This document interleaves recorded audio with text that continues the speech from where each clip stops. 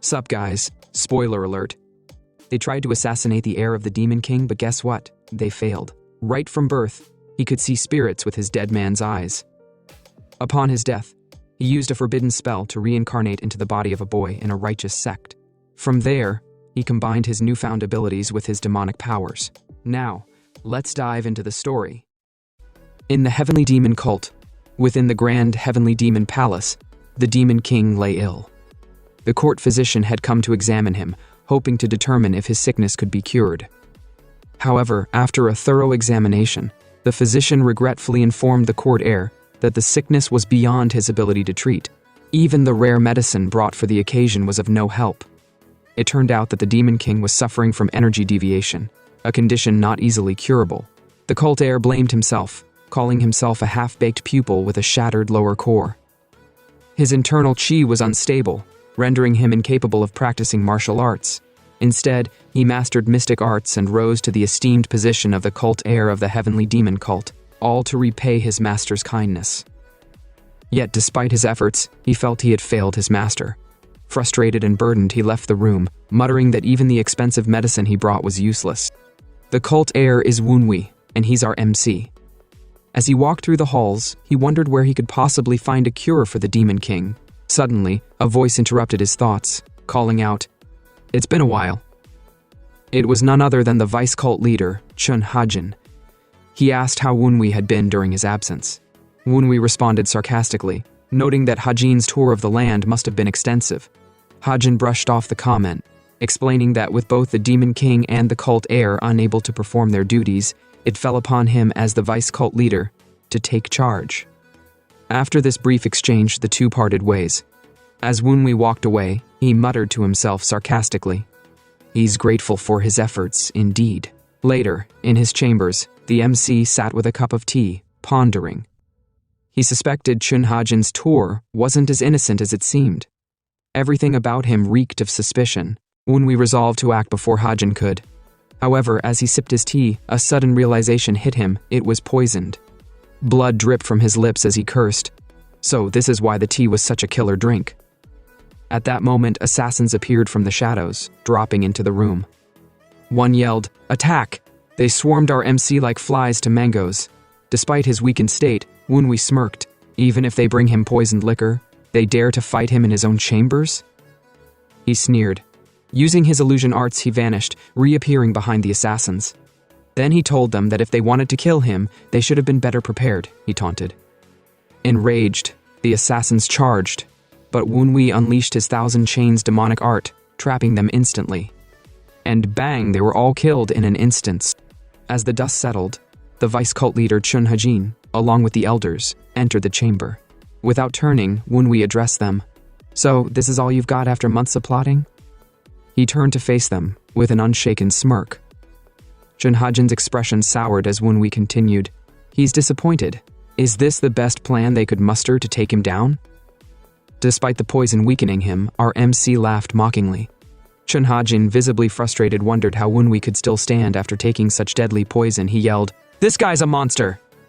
Woonwee, wiping the blood from his lips, muttered to himself that if his body was in better condition, he'd have already left a hole in Hajin's head. Hajin declared that neither he nor the elders would allow an orphan with a broken core to become the next demon leader. "Even the superiors have given their blessing to eliminate you," he sneered. Woonwee chuckled darkly. It's pitiful that elders of their stature would stoop to attack a mere brat in group, even after poisoning him. His words stung Hajin, who angrily retorted, "If he had simply fulfilled his role as cult heir, none of this would have happened." Interrupting him, Woonwee shouted, "Shut up! Who's behind all this? Who sent him? Was it the master of black spirits? Or definitely someone outside the demon cult?" Hajin faltered, shocked that Woonwee had figured out the conspiracy. He stammered, denying any external involvement, but our MC wasn't convinced. He said that Hajin lacked the guts for this. "It must be someone higher up." Woonwee declared that they've sold the demon court to outsiders, haven't they? That must also be why the Heavenly Demon King lies in such condition. Hajin, enraged, launched a rusted divine claw attack, slamming our MC into the wall. Holding Woonwee by the neck, he hissed, no matter how much he disliked him, they were still trained under the same master.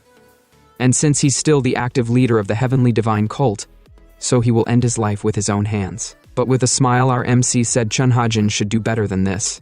He doesn't really need to keep up this facade.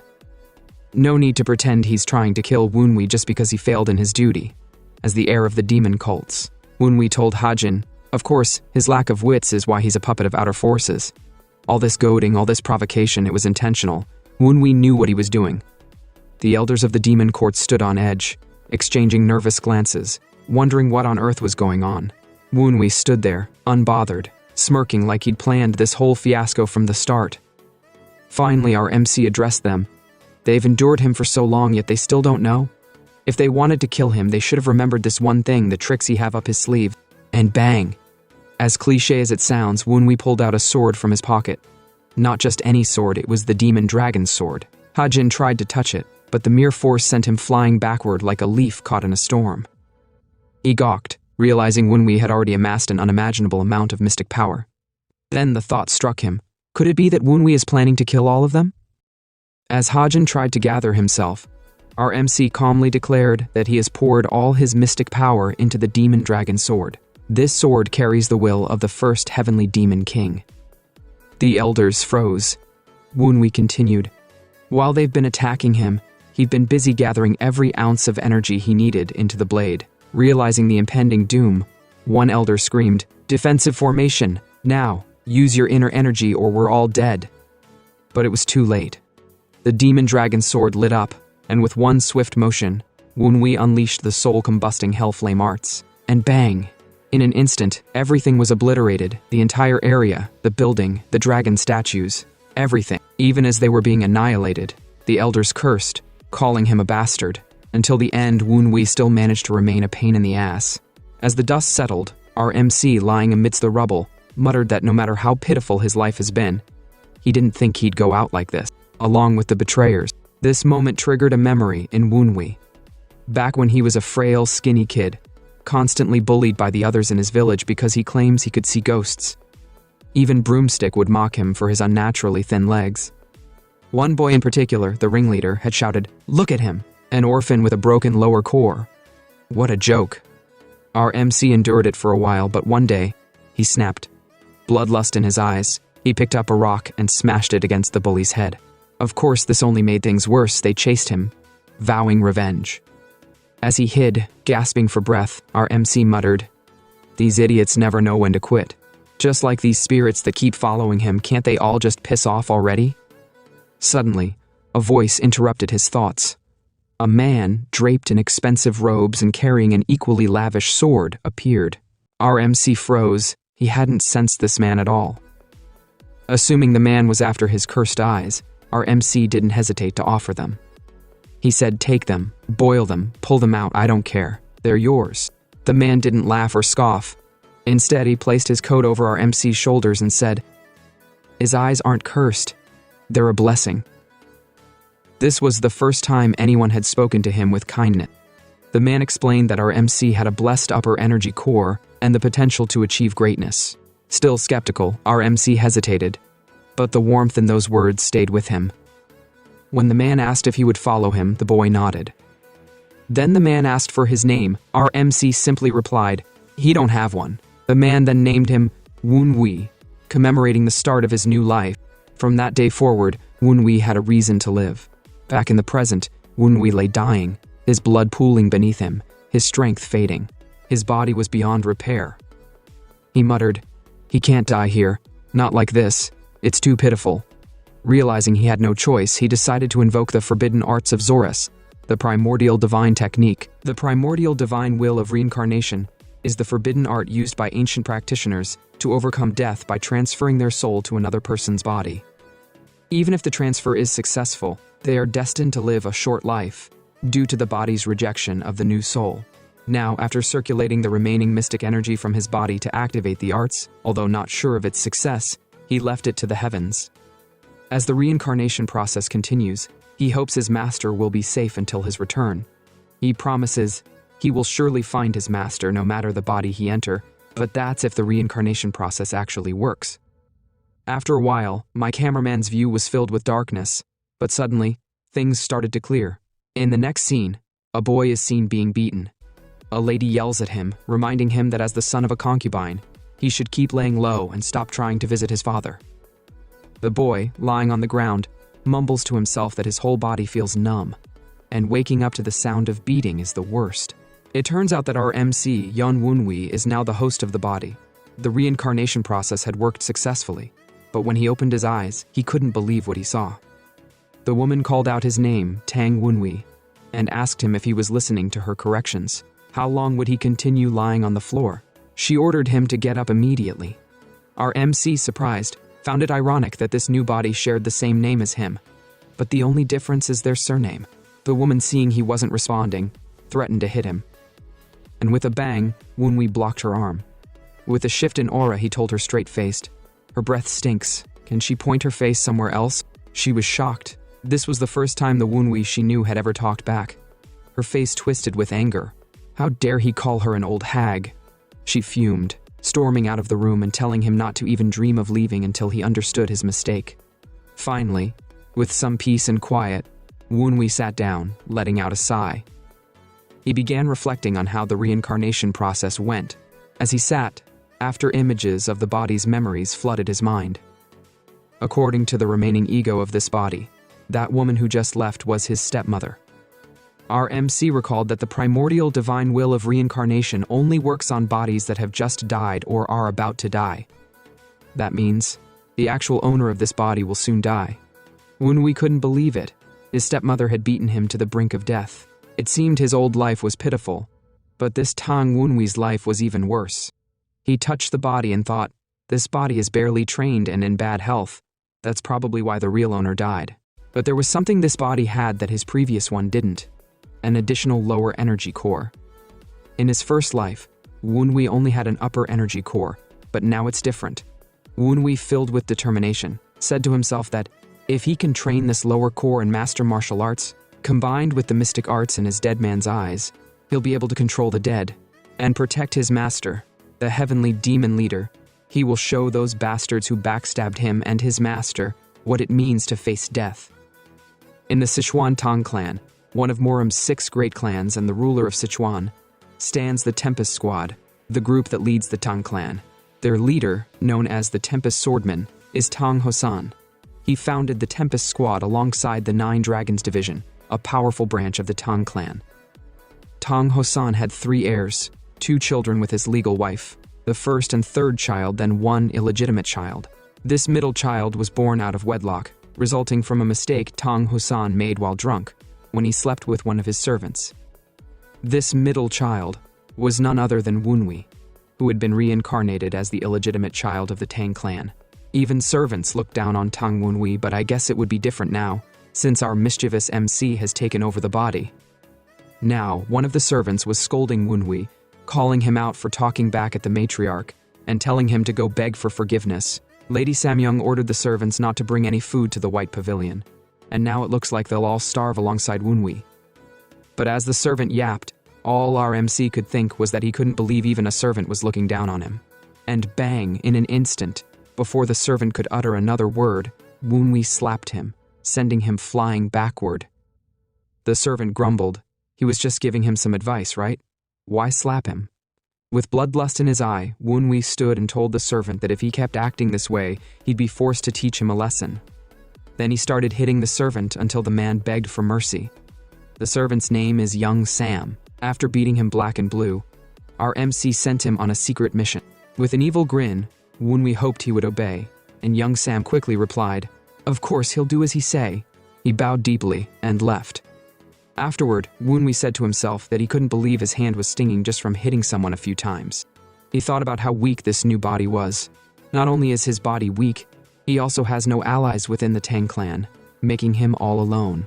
It's partly due to his stepmom bullying him. However, there's another problem. The Tang Clan energy in his current body is not compatible with his demonic energy from his past life. Since he mastered the heavenly demon arts, he can't use it alongside the Tang Clan's orthodox techniques. But Wunwi believed he could adapt too, since many martial masters in the heavenly demon court must have come from the Tang Clan, and they found a way to adapt from orthodox to demonic energy. Taking the memories of his previous life and implanting them into the upper meridian of this body would be a big task, so he decided to manifest it into the imaginary space. The only space capable of doing this was the heavenly demon cult's secret archive.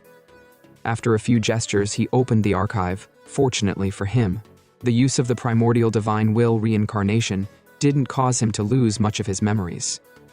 In his current state, the most suitable cultivation method was the venom dragon cultivation technique. Years ago, after the martial group of the Tang Clan specializing in poison was exiled, they joined the heavenly demon court.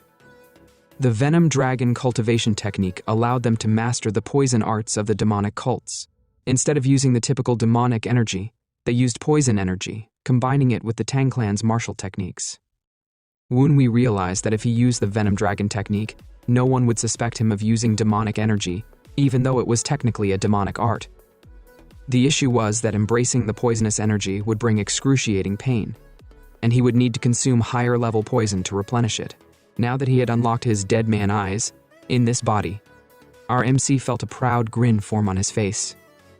Suddenly, he said aloud, "How long are you going to keep staring at me?" When my cameraman zoomed in, the figure turned out to be Cjin, the one he killed in his previous life.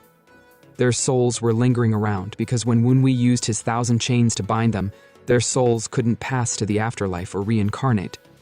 Cjin yelled that people always said Wunhui was crazy, but how dare he subject the vice cult leader of the heavenly demon court to such a miserable state? One of the elders yelled, "How does he still have this personality even after reincarnating?"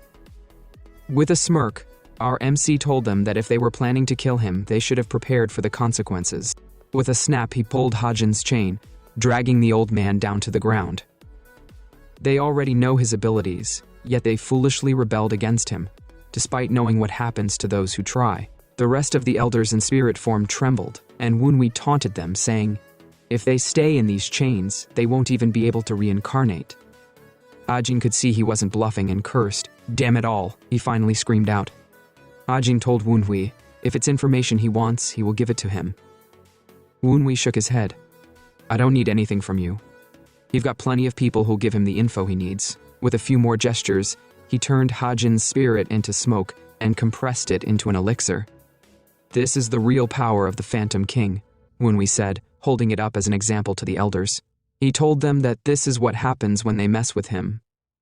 Our MC told the rest of the elders that the elixir he made out of Hajin's spirit is filled with extreme resentment of the dead and is exponentially more vicious than most venom. But now, he will use it as his nutrition. Since he is also trying to learn dragon poison arts, the whole group of elders was shocked upon seeing this. As Wunhui swallowed the elixir, he began groaning in pain, but he stood firm. The elders exclaimed, "How is it possible for him to still be standing after eating such a deadly elixir?" After successfully absorbing it, he then told the rest of the elders, now that the vice cult leader has become a fatalizer for his venom cultivation technique, it's time for the rest of them to make a choice. He asked them if they would spill the truth behind who orchestrated the attacks against him and the demonic cult leader, or he would turn their spirits into elixirs. After a while, they all confessed and told him that they were just following the orders of an unknown organization. Upon hearing this, Wunhui became angry and was like, "So, the great elders of the heavenly demon cult are just following some unknown organization's orders?" They confirmed it and pleaded for mercy, saying that they weren't lying.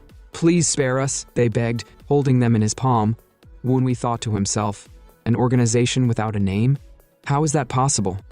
One of the elders, who he had begun turning into elixir, told Wunhui that the organization showed them things that made them comply with their demands. The heavenly demon cult is an unorthodox cult that worships the court leader as a god.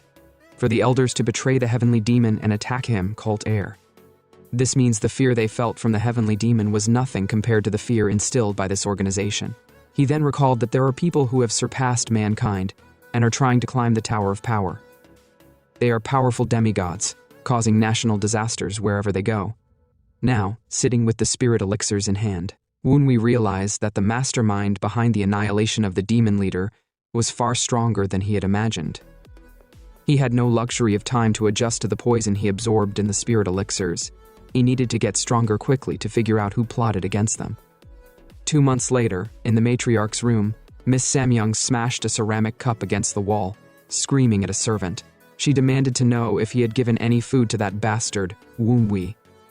The servant replied that they would never dare go against her orders, but she yelled, Then how is Woonwee still alive and functioning normally after not being fed for 2 months? He should be crawling on the ground begging for her forgiveness by now. With anger, she smacked her face and ranted. There are rumors going around the estates that she maltreats Woonwee and committed treason.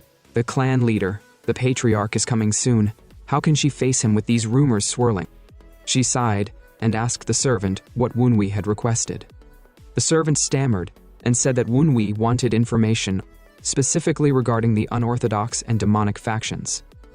Upon hearing this, the matriarch thought to herself, the Woonwee she knew would never care about such things.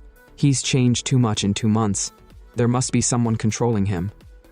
She thought again, if he impresses the Patriarch during the visit, he could gain a position in the clan. No wonder there are so many people trying to control him. She then voiced her frustration, saying, such attention should be going to her daughter Cjin and her son Yun-chan. She yelled, that bastard Woonwee is trying to steal their glory. At that moment, a servant entered and announced that Master Yun-chan was here.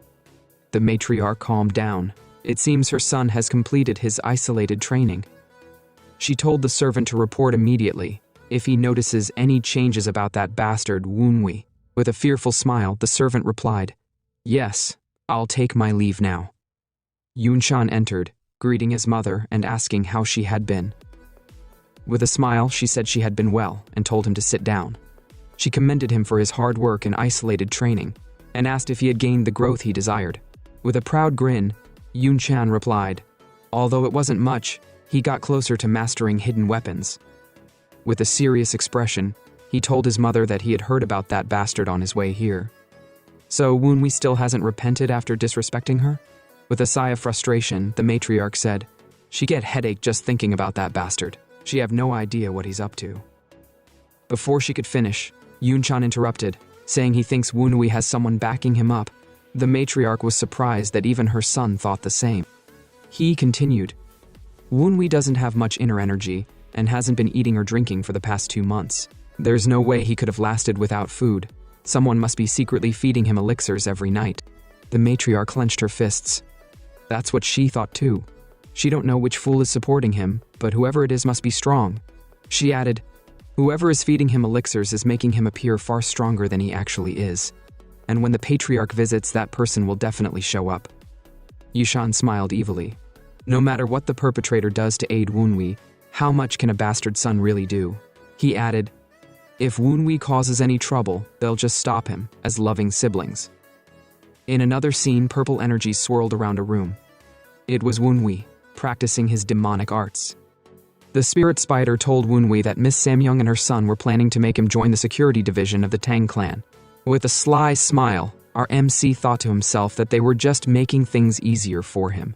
After all, he had been looking for a way to join the security division, and now they were clearing the path for him. As they were talking, a voice called out to the young master, requesting his audience. Young Sam entered the room carrying a plate of tonic. Woonwee raised an eyebrow and asked what it was. The servant nervously replied that Miss Samyong had sent the tonic for him. Woonwee frowned. Didn't the lady decree that he shouldn't be given anything to eat? The servant stammered and said that Miss Samyong said that by now he would have finished reflecting on his sins. Since he've suffered so much, she wants him to replenish his energy with the tonic. Our MC chuckled inwardly. That old hag can't even play her tricks properly. They're so obvious. Still smiling, he told the servant to leave the tonic on the table. But the servant, looking visibly distressed, explained that Miss Samyong ordered him to ensure Woonwee drinks it in his presence. Without hesitation, our MC boldly drank the tonic. As he sipped, he mused, the tonic is probably laced with lunacy poison, but thanks to his venom dragon cultivation technique, such poison is useless to him. His body is already brimming with poisons. To his surprise, the tonic actually felt energizing. He could even discern the ingredients, which seemed to transform the poison into a miraculous elixir. Consuming it in small amounts could restore energy, but such a large dose would infect the brain with toxicity. He sighed. How typical of a mischievous matriarch like Samyong. Suddenly, Woonwee detected something else in the tonic, cinnabar poison. Upon seeing this, the spirit spider exclaimed, why would that woman give cinnabar poison to the young leader? She must be insane to combine sorcery with poison. Through telepathy, Woonwee told him to calm down and ordered him to spy on Miss Samyong to uncover the identity of her sorcerer. The spirit spider saluted with a mental yes sir. and zipped out through the window. Finishing the tonic, Wunwi reflected, so, Miss Samyong is trying to drive him mad with lunacy poison, and even added sorcery to turn him into her puppet. How ambitious. He smirked, curious about the skill level of her sorcerer. Turning to the servant, Wunwi said, I've finished the tonic, why are you still here? The servant hesitated, then said that there's a martial arts master outside. He was sent by Mrs. Samyong.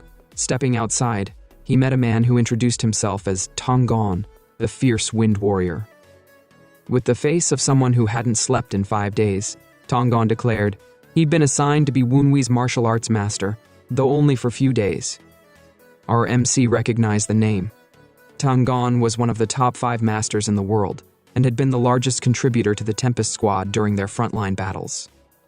But he was also infamous for his laziness and disdain for formal duties. Tang Clan explained that Mrs. Samyong asked him to train Wunwi before the clan head's visit. Our MC couldn't help but marvel. The old hag never fails to surprise him. She's making it look like she's helping him by hiring a master of this caliber, but she's probably setting him up for a fall. Feigning politeness, Wunwi asked Tang Clan what he would teach him. Tang Clan casually demonstrated the Shadow Shroud step, a movement technique that made the user appear in multiple places at once, like a shadow. Tang Clan, still lounging as if the world moved too fast for him, added that he won't repeat himself, so Wunwi should watch closely.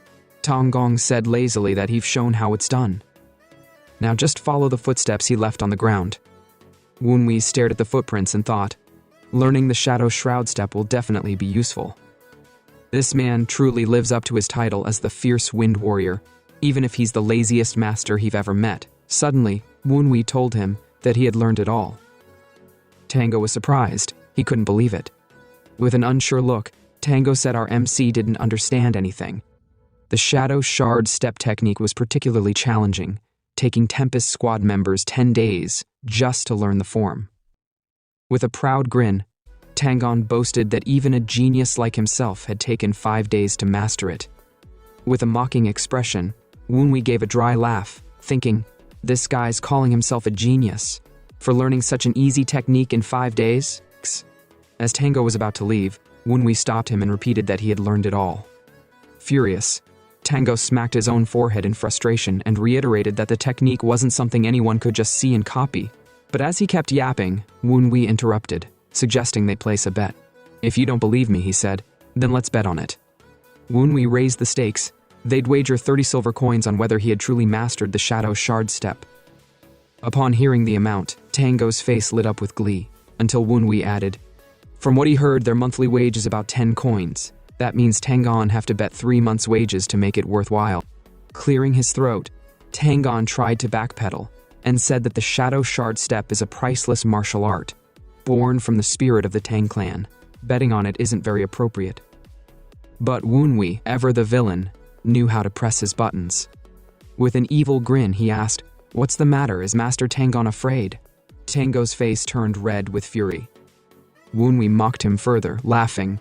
The fierce wind warrior himself is scared to face a rookie like me, and he calls himself a genius, who took 5 days to learn an easy technique? Clearly, Master Tang Clan is too scared to take him on. Now dead serious, Tang Clan barked, hold it.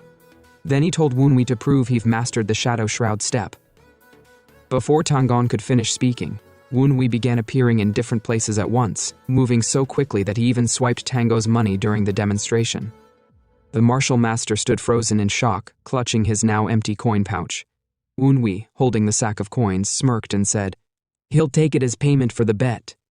Tang Clan yelled, this is a scam. How did he learn the shadow step technique within minutes? Wunwi was like, how is it a scam? He learnt it naturally with pure talent. Though still furious, Tang Clan couldn't help but ask, how? How did he perform the technique after seeing it just once? With a smug grin, Wunwi replied, if you want, they can go again. Pick another martial art and he'll learn it immediately. Wunwi didn't stop there. Poking at Tang Clan's pride, he added, not only are his pockets empty, but also his confidence. Enraged, Tango shouted, wait here, I will be back with more money. As Tang Clan stomped away, Wunwi chuckled to himself. This guy is too easy to manipulate. When Tang Clan returned, he carried even more coins and began placing bets on additional martial arts. One by one, he demonstrated various techniques. But no matter how advanced they were, Woonwi mastered each within minutes, effortlessly. Hours passed, and Tangon's frustration grew with each loss. Finally, after losing all his coins, Tangon yelled in defeat. Meanwhile, the spirit elders observing commented on the spectacle.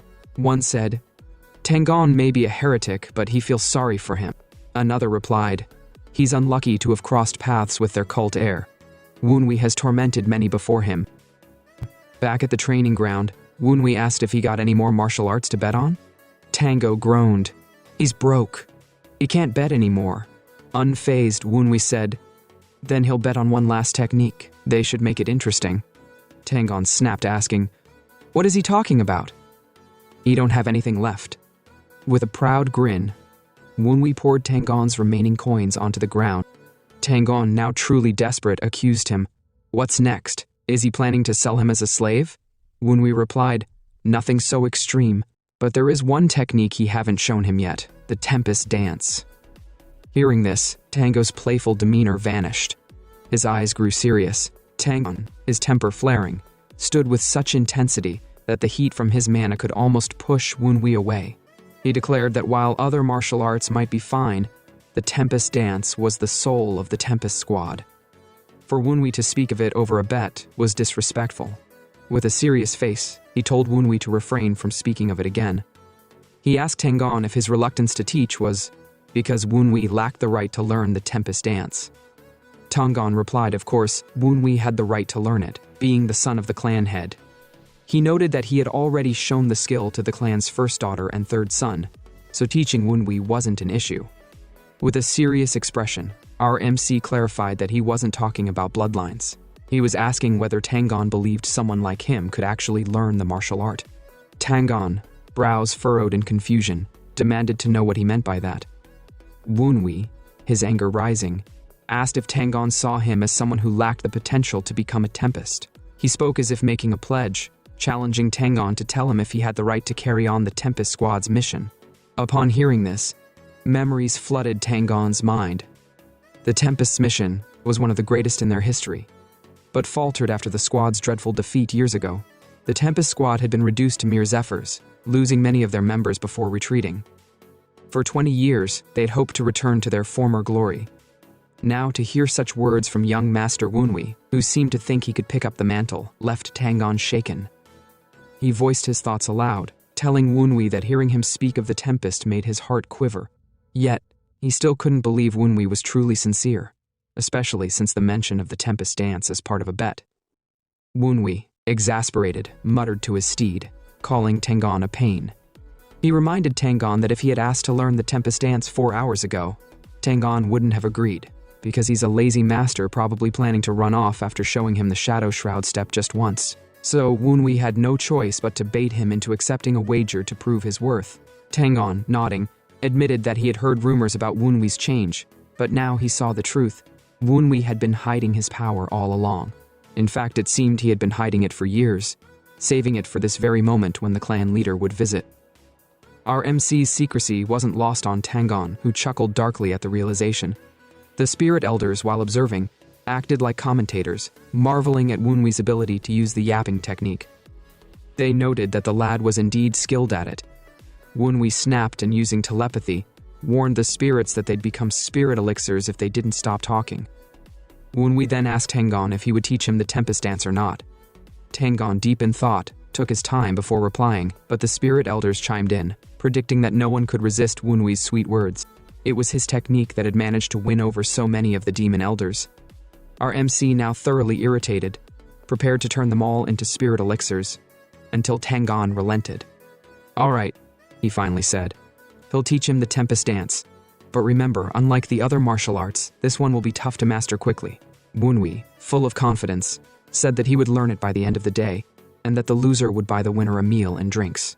Tangon was sure Woonwi would never learn it so fast, stood in his pose, ready to show off the dance and claim victory.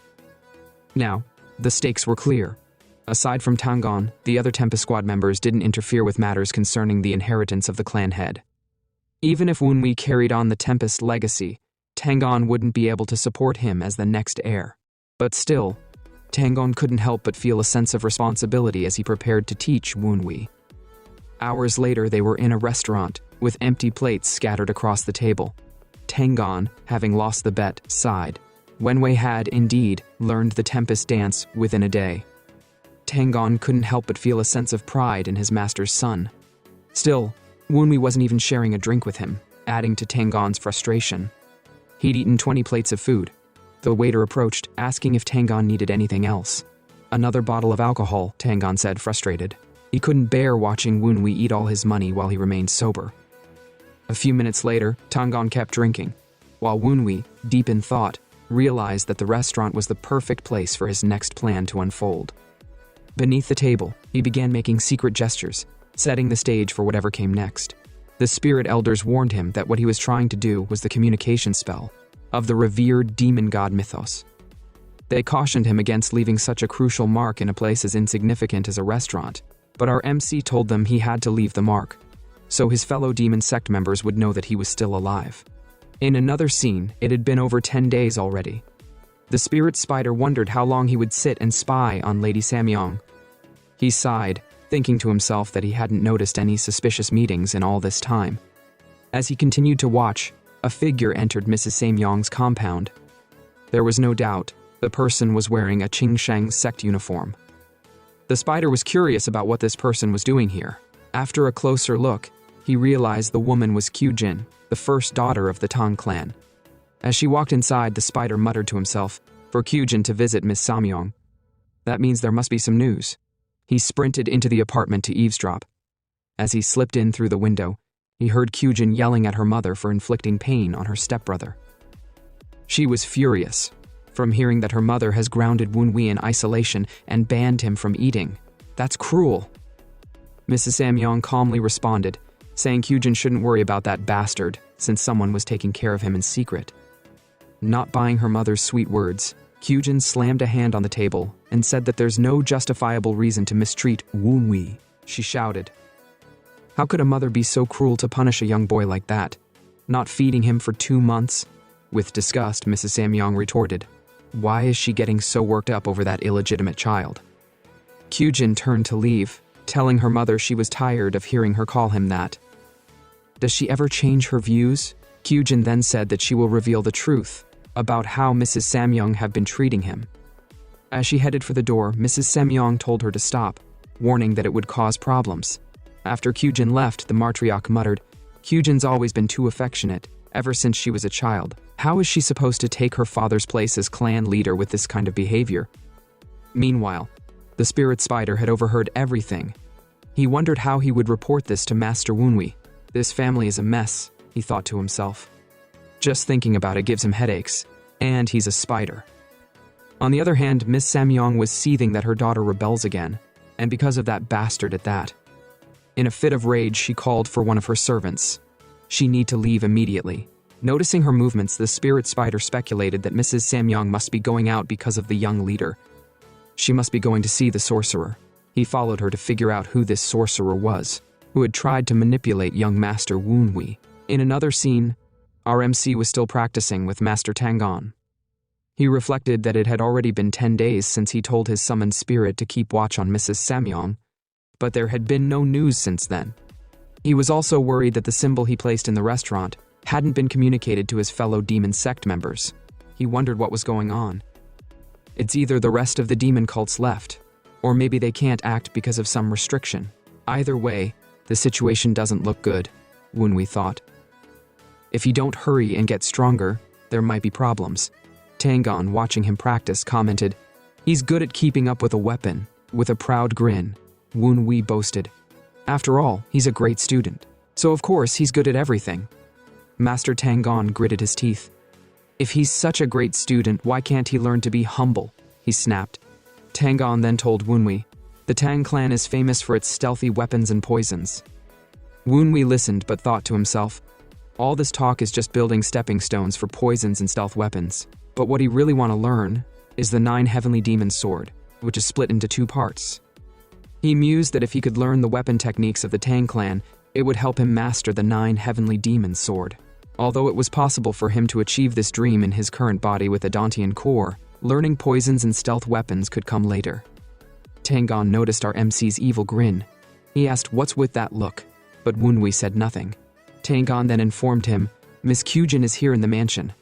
Upon hearing this, Woonwee felt a surge of memory. The former Woonwee, the original owner of the body, had a close bond with Miss Cjin, even though they were step-siblings. She was the only person in the Nine Dragon Division who treated Woonwee like family, and that made her deeply ingrained in Woonwee's mind. Even after he assumed this body, he still received letters from Cjin, full of worry and affection. Woonwee, though not much of an expert in relationships, hoped that Cjin would maintain a good relationship with the owner of the body. But now he was about to make an enemy of their mother, and he wondered if Cjin would side with him when that happens.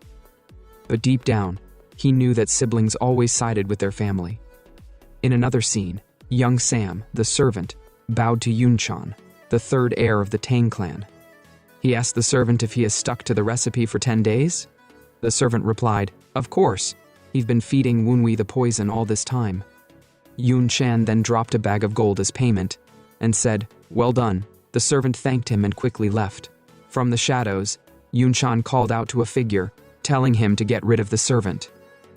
With a smug grin, Yunchan thought to himself, since Woonwee has taken the poison for 10 days, his system should be full of it by now. Even if he realizes it, it'll be too late for him to recover before their father. The Dark Supreme visit. Yunchan mused. Master Tang Clan isn't putting much effort into teaching Woonwee, but it took even him 8 days to learn the forms of the shadow technique. Yunchan said that there might be a problem with their plan. Once his sister turns 30, she will be the official successor of the Nine Dragons Division. However, she's too affectionate to take on that role. His sister, Cjin, had joined the Qincheng sect and had not learned the martial arts of the Tang Clan, making her unsuitable to be the successor. Therefore, it's only right that he take the position of clan leader in the future. Just then, one of the servants came running in, calling, young master, there's a letter from the White Pavilion. The servant informed him that the letter was from young master Woonwee.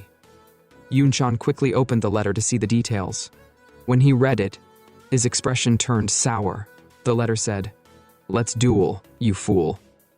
Upon reading that, Yunchan snapped to himself, so this illegitimate bastard has already lost his damn mind. He paused, considering it.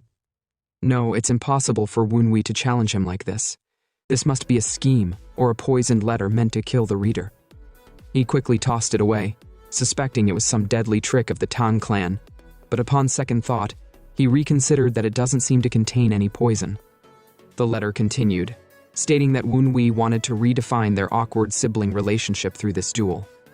They should let go of any resentment they had and face each other as martial artists, not as step-siblings.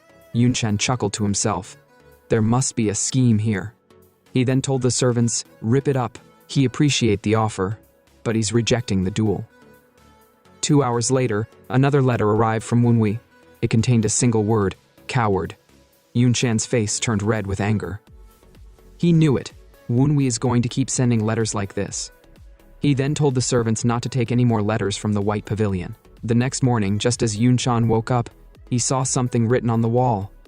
Coward. He knew instantly it was from Woonwee. This time, his fury knew no bounds. He ordered one of the servants, go notify the people at the White Pavilion that in 2 days' time, he shall duel with Woonwee at the training grounds. The servants relayed the message to our MC, who smirked with a proud grin. So, he accepts after all. Why stall for so long? With a nonchalant expression, Tang Clan said that this is going to be entertaining to watch. Woonwee smiled, then let's go, shall we? He's sure his little brother won't kill him.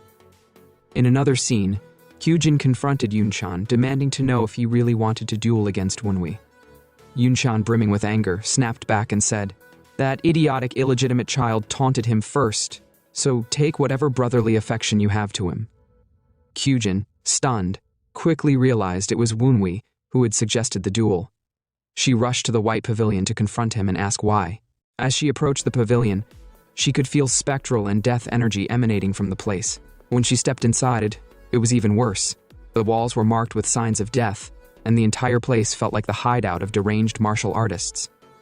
Cjin froze when she sensed an ominous presence hovering above her. It was definitely spectral energy. She unsheathed her sword and aimed it at the figure. To her shock, it was none other than Woonwee, who blocked her sword just in time, or else his head would have been severed. Cjin shivered. Realizing she had almost killed her own brother, Woonwi, with a serious face, said, "Well, that's quite a fierce welcome, sister." Cjin apologized, feeling guilty. She didn't expect him to be the one she was sensing. With a smile, Woonwi reassured her. "It's fine, it's just good to see her." Cjin then admitted that she's relieved he's all right, but what's with this energy she's sensing from him? She asked if he has fallen into dark arts or demonic practices. Without hiding anything, Woonwi told her, "He've learned poisonous martial arts. Well, it's a curse poison, but in reality, it's just a combination of his demonic mystic energy and poison. It's actually a way to hide his demonic power." Kuyong asked him why he decided to learn curse poison instead. With a sigh, Woonwi said that it was the only poison he could learn without help from the family. But Cjin didn't seem to buy his explanation at all.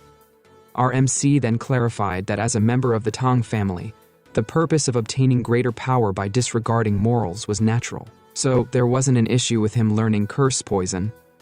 He told Cjin that if she still found it troubling, she could attack him or use her power to stop him. Upon hearing this, Cjin remarked that Woonwi had really changed, unlike the stepbrother she knew.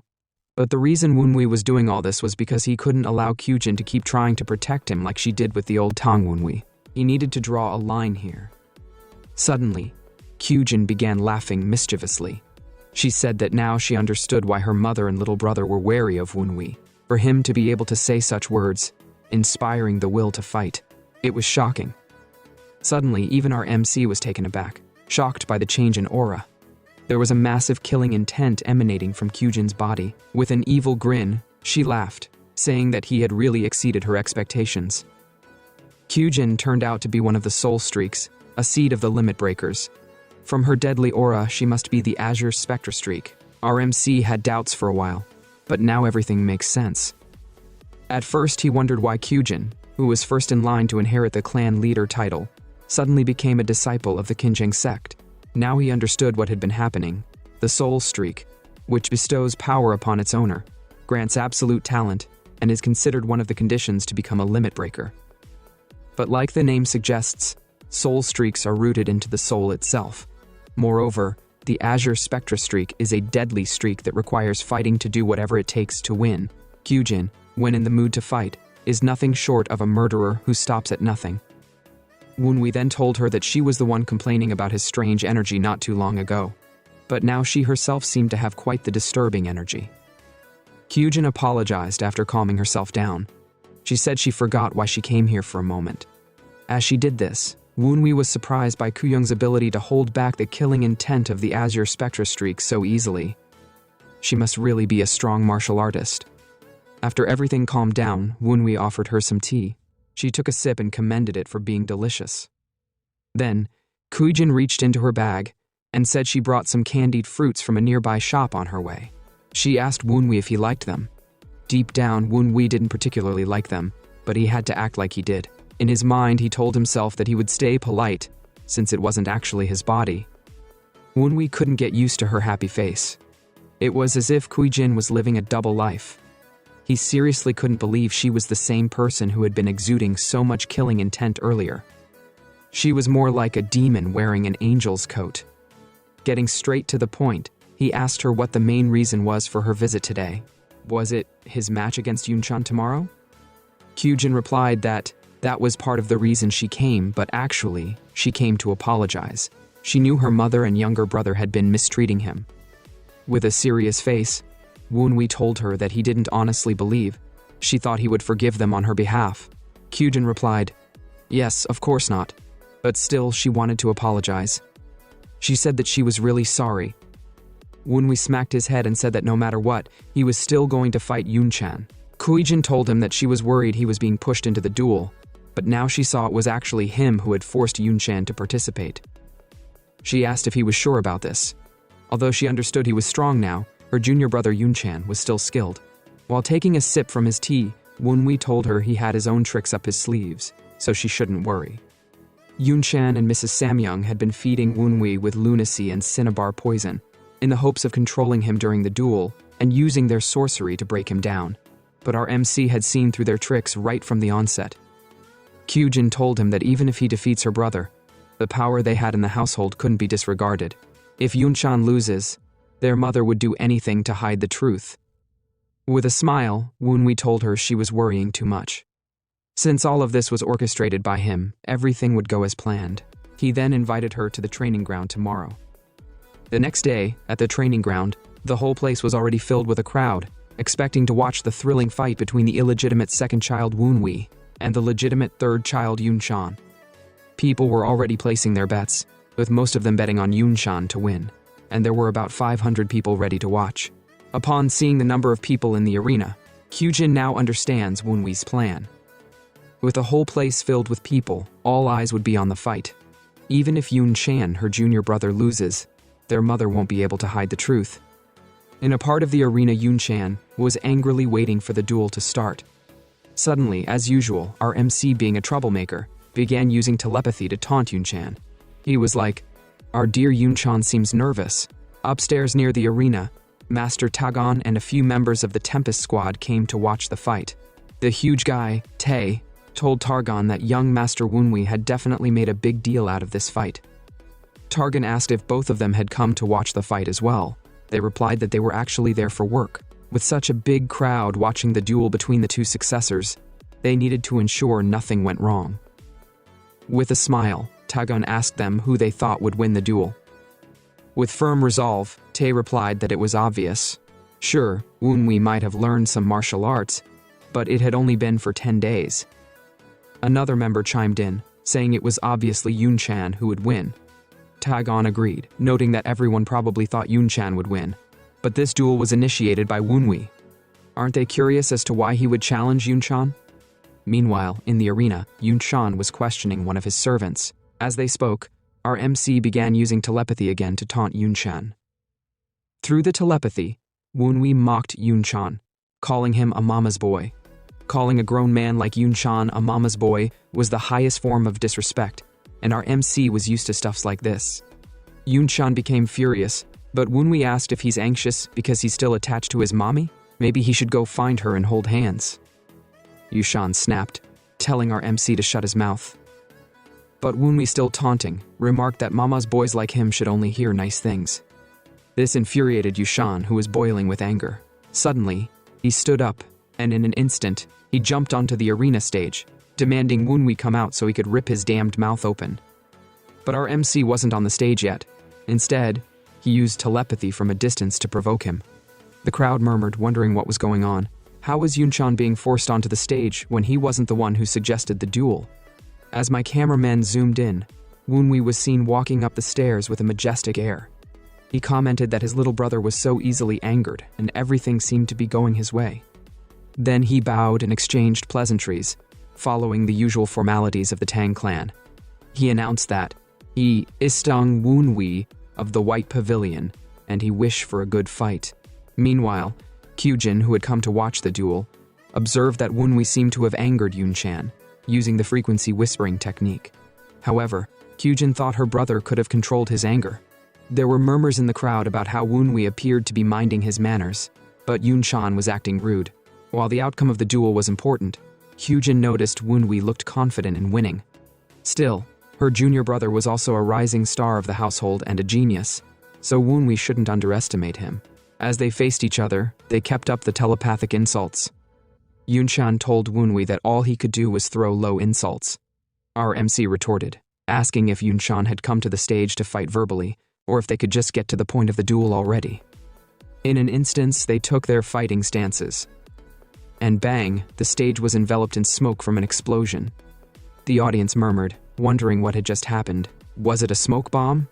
They couldn't see anything. It turned out that Yunshan had used a smoke bomb and our MC wasn't expecting this. Despite thinking Wunwi was inferior, Yunshan didn't hesitate to attack from behind. But our protagonist could see through everything. He wasn't expecting less from a Tang warrior. As Yunshan prepared a surprise attack, our MC swiftly used the shadow step technique. Yunshan was surprised, wondering where Wunwi had learned the technique. Wunwi smiled, telling him that Master Tagon had taught him the skill just a few days ago. Yunshan gritted his teeth, shocked to see that Wunwi had learned the shadow stride techniques in just 10 days. Despite being an illegitimate son, he was their father's son after all. Yunshan then told Wunwi that, While the shadow stride step was just footwork, it would lead to the more advanced shadow stride when done properly. Suddenly, Yunshan vanished into the shadows, using a technique that kept him invisible and silent. Our MC commended Yunshan for being a genius, as it was difficult to spot him in the smoke. However, Wunwei had another skill: Dead Man's Eyes. His eyes could even see spirits, so he could easily locate Yunshan. As Yunshan thought he had pulled off the perfect surprise attack, our MC stood still. He knew Yunshan's mastery of the technique wasn't high enough to escape his Dead Man's Eyes. As they fought, the audience was still in the dark, trying to understand what was happening. Upstairs, the three masters could see what was going on due to them being skilled. Taegon remarked that he hadn't expected Wunwei to be so proficient in the shadow step technique. Tae added that young master Yunshan's shadow stride had also improved since the last time they saw him. The fight now seemed like a game of tag, with Yunshan chasing Wunwei, who was evading him. One of the other masters asked if our MC intended to just avoid the attacks until the smoke cleared. Taegon smiled, saying that Wunwei had the skill to make a good counterattack when the time was right. The two other masters were surprised, asking if Taegon had really taught Wunwei something like that. The Taegon they knew was too lazy to teach anyone, but his enthusiasm for Wunwei's growth had clearly caught them off guard. Now back to the fighting stage. Yunshan was already getting pissed off, calling Wunwei a damned bastard who kept on running. And now he noticed that the smoke screen was already dispersing, so he couldn't keep chasing our MC for much longer. Yunshan said to himself that he was going too easy on Wunwei and just wanted to break one of his legs or something. But since Wunwei had brought this upon himself, he had to use one of his hidden skills. He thought that Wunwei might be able to avoid his attacks using the shadow stride step, but as long as he was in this training hall, Wunwei wouldn't be able to avoid this attack. And bang, Yunshan turned into multiples of himself, each with poisonous needles in his hands. He flew high into the sky, all around the stage, and activated his torrential downpour of pure blossom needles. Upon seeing this, Cjin was like, Yunshan is trying to kill Wunwei. Yet, our MC was still unbothered, like some crazy villain in an anime. He was unfazed despite Yunshan's display. With a smile, he said he was just going to play with his little brother a bit longer, but he guessed it was time to end the fight. Suddenly, as Yunshan unleashed his 1,000 needles, Wunwei activated his lower dantian and created a wind barrier around him. The wind was so powerful that it blew most of the crowd away, and they couldn't see properly. When they looked closer, they were surprised to see Wunwei had used the tempest skill. Upon seeing this, Cjin thought to herself, yes, that's the technique Wunwei was learning. She recalled the last 2 days when she visited him. She couldn't really see it well because of the spectra and poison energy, but now she understood. The martial technique Wunwei had mastered was the tempest dance. It wasn't enough that our MC mastered the shadow step technique in 10 days. He also mastered the tempest dance, a technique even Yunshan and the elder sister had found hard to learn. Yunshan yelled that it's impossible. Wunwei replied that thankfully, someone had paired him up with a great teacher, and he better give thanks. In an instant, without too much yapping, our MC used the tempest dance and sprinted toward Yunshan, landing a deafening blow that sent him flying off the stage to another zone, shattering the wall and causing him to faint. Upon seeing this, the crowd erupted. Young Master Yunshan lost to Master Wunwei in a single strike. It was definitely a one-shot kill. The murmurs spread. The unexpected had happened. On the other hand, the two masters questioned Taegon and asked how Wunwei had used the tempest dance, one of the clan's greatest skills. Taegon replied, "Didn't he tell them Wunwei has what it takes?" They yelled that this is no small matter, and that Taegon shouldn't try to brush it off. Taegon asked them what they thought of Wunwei after seeing the fight.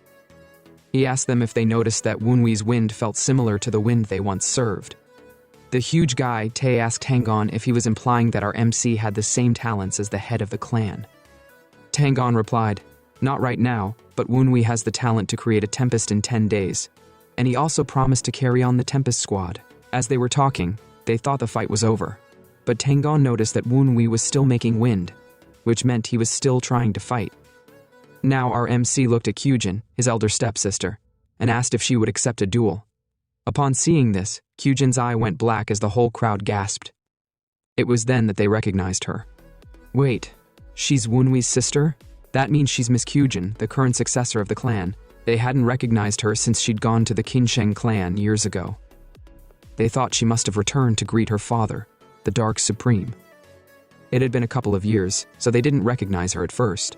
Cjin was about to turn down the duel with her stepbrother, but the crowd began whispering that since Master Wunwei had learned the Tempest dance, and Cjin being the strongest rookie of Sichuan, their spar would be on a completely different level compared to Wenwei's fight with Yun Chan.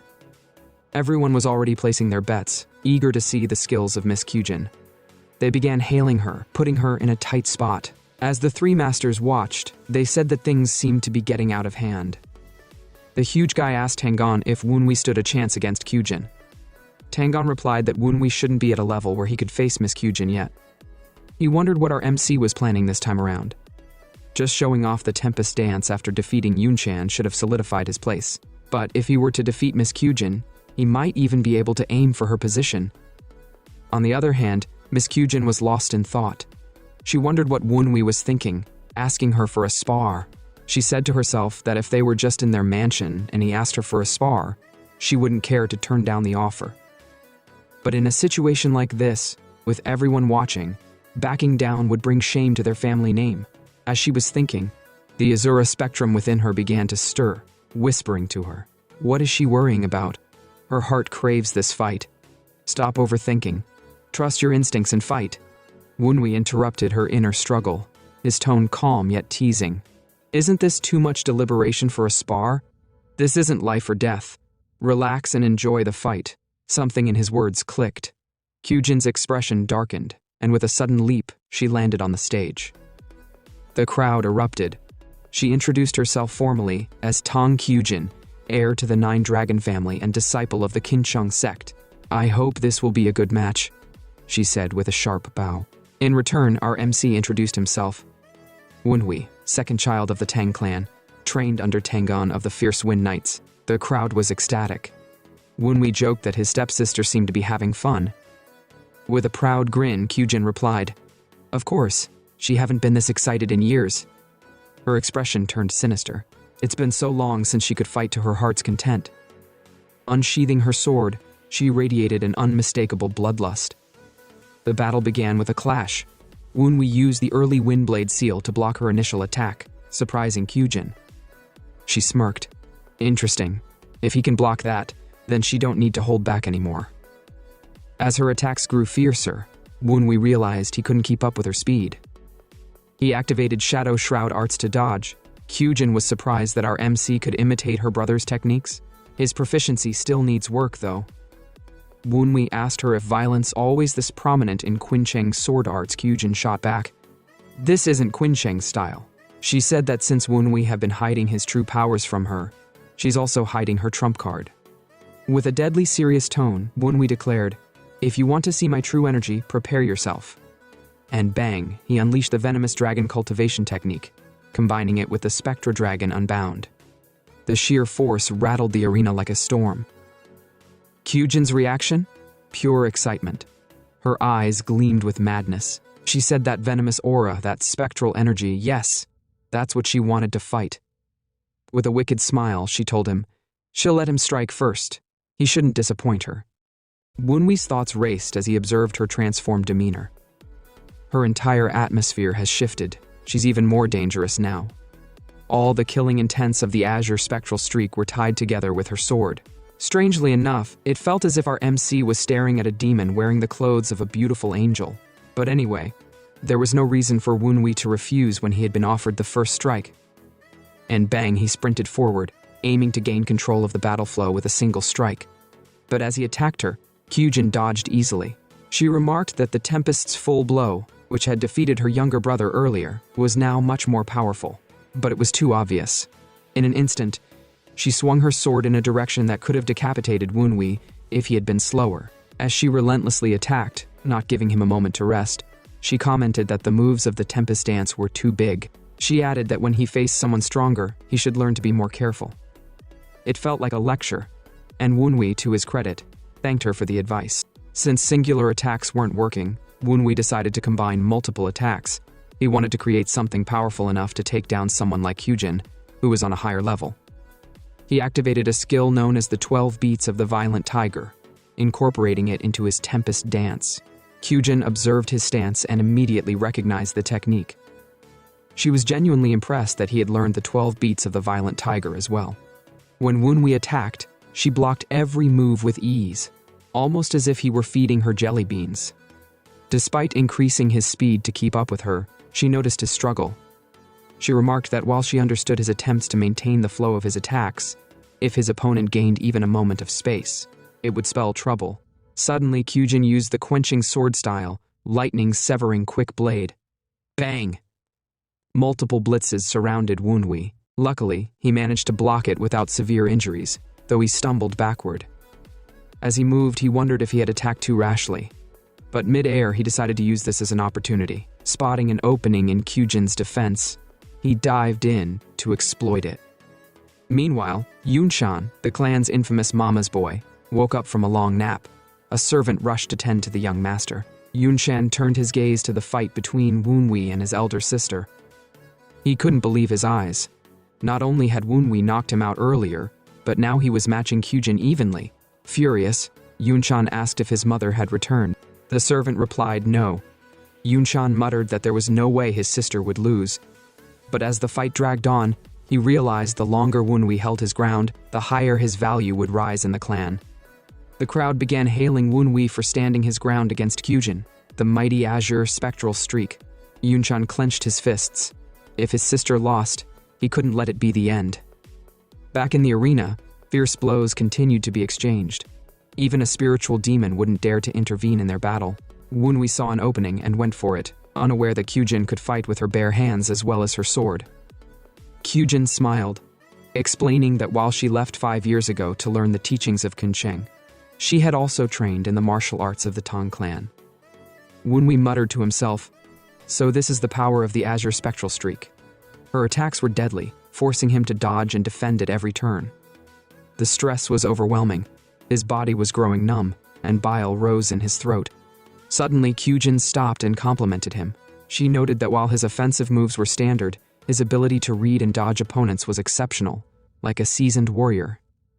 She was impressed but seemed unaware that in Woonwee's previous life as a member of the demon sect, reading his opponent's moves and dodging had been a matter of survival. However, Woonwee realized that focusing solely on martial arts caused him to forget an important lesson: adaptability. He resolved to merge his instincts with martial techniques. Cjin noticed his expression shift and smiled, intrigued by what he would try next. With a bang, she sprinted forward, her shadows darting in every direction. Her barrage of attacks avoided vital spots, reflecting her reluctance to hurt him. Woonwee observed her weakness. Cjin was holding back out of concern for him. Grateful but determined, Woonwee decided to exploit her hesitation. He used the 12 beats of the violent tiger, combining it with the tiger claw breaker. Cjin recognized the attack but noticed something different. It was stronger and deadlier than before. The wind around Woonwee began to restrict her movements, signaling the power of the technique. Realizing the danger, Cjin braced herself, but it was too late. Woonwee gathered all his energy and unleashed it. And bang, the entire area exploded, engulfing the battlefield in smoke. The crowd and the three masters watching were stunned. No one could believe what had just happened. As the smoke cleared, all eyes remained fixed on the arena. The three masters were gathered, discussing the events that had just unfolded. One of them turned to Tagon and asked if Miss Cjin would be fine. Tagon nodded and replied that she would be. Their surprise wasn't just because young Master Woonwee had shown far more skill than expected, but also due to the lights they had just witnessed emanating from Cjin. Back on the stage, Woonwee spoke up. He pointed out that this situation seemed rather unfair. After a brief pause, she asked Woonwee if he had also noticed the light. Cjin admitted she had tried to hide it until she could draw out his trump card, but if he had already noticed, then it was inevitable. The crowd murmured as realization dawned. The light emanating from Cjin was undoubtedly sword ki. This meant she had entered an early peak-level martial art. She had been holding back since all this time. Cjin said that Woonwee might know this already, but since she had begun using sword ki, the fight could no longer drag on. With a resigned sigh, Woonwee agreed, remarking that it was clear she had deliberately drawn the fight out against someone a stage weaker than her. He added dryly that such behavior was quite rude. Cjin smirked and admitted she had wanted to enjoy the fight a little longer while probing for his hidden techniques. Woonwee said to himself that the fight would definitely end in the next exchange. His early wind sword seal, which he had been using to parry her blade, wouldn't hold against Cjin's quenching sword combined with sword ki. Such a devastating attack could slice through the air itself. Wunwi couldn't reveal his mystic arts, as it would expose his demonic skill. He realized he had only one option. Interrupting his thoughts, Cjin noticed his hesitation. She urged him to continue the fight. Wunwi gestured for her to go ahead, and she raised her sword, now blazing with sword ki. He noted, with grim certainty, that she was aiming for a single decisive strike. That meant he would also have to unleash his strongest attack. Channeling energy into his hands, Wunwi combined his spectral energy with his tempest dance technique, forming a move called Thundering Wind Canyon. Although unsure if it would be enough to face Cjin, an early peak-level martial master, he had no other choice. With a deafening bang, Wunwi launched his attack just as Cjin unleashed hers. Their powerful strikes tore through the air, threatening to decide the battle. Meanwhile, in the audience, Yunshan watched his sister's overwhelming power and felt disheartened. He muttered that the gap between them had grown even wider, though he was certain Wunwi wouldn't stand a chance after this clash.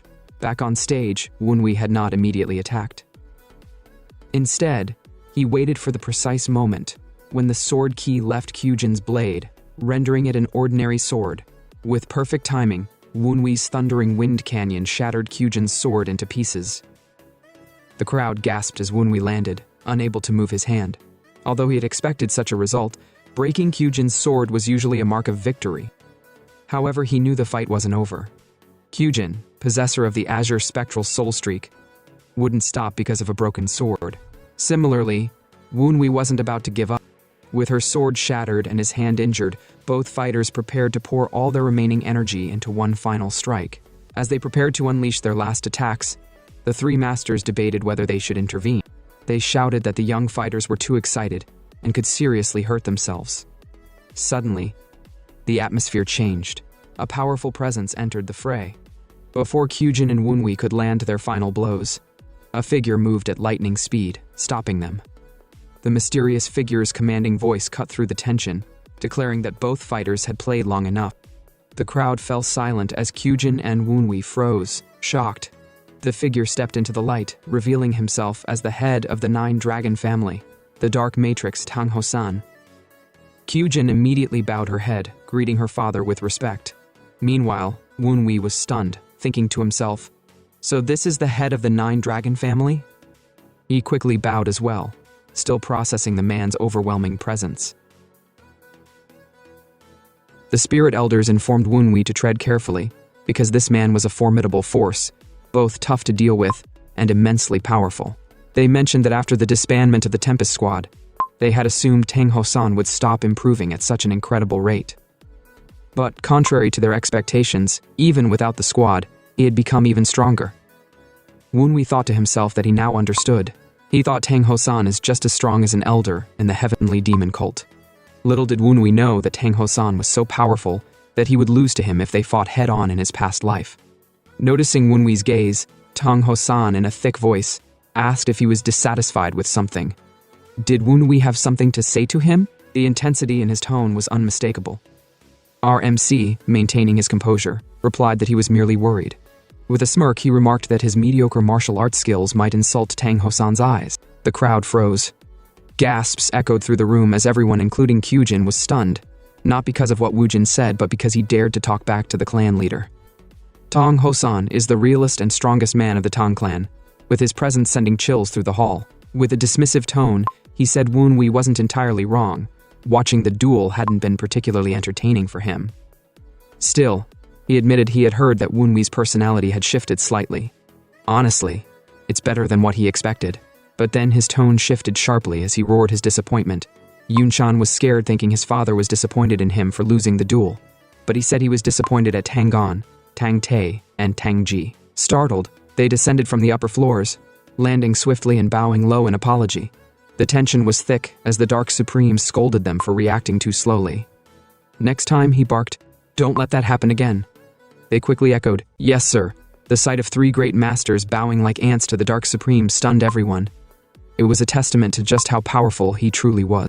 The Dark Supreme ordered the trio to disperse the crowd and handle the remaining tasks. They responded in unison and set to work. On the other hand, Wunwi noticed Cjin looking dejected. He asked why. She hesitated before admitting she felt like she wasn't good enough to earn their father's attention. Wunwi laughed lightly and said, "That's just how he is. He'll suddenly take an interest if you impress him, but just as easily disregard you if you fail his expectations." Cjin sighed, acknowledging this as the truth. She muttered an apology, admitting she wished Tang Hosan were a better father. Sensing the conversation growing too heavy, Wunwi quickly changed the topic, asking if she was hungry. He suggested they grab a drink after cleaning up. Later that evening, Cjin was having the time of her life, already downing her 5th jar of wine. Our MC, unable to resist teasing her, remarked that anyone watching might think she hadn't eaten in days. "Does the Kunsheng sect starve her or something?" Cjin laughed and replied that while they fed her, it was mostly vegetables due to her Taoist practices.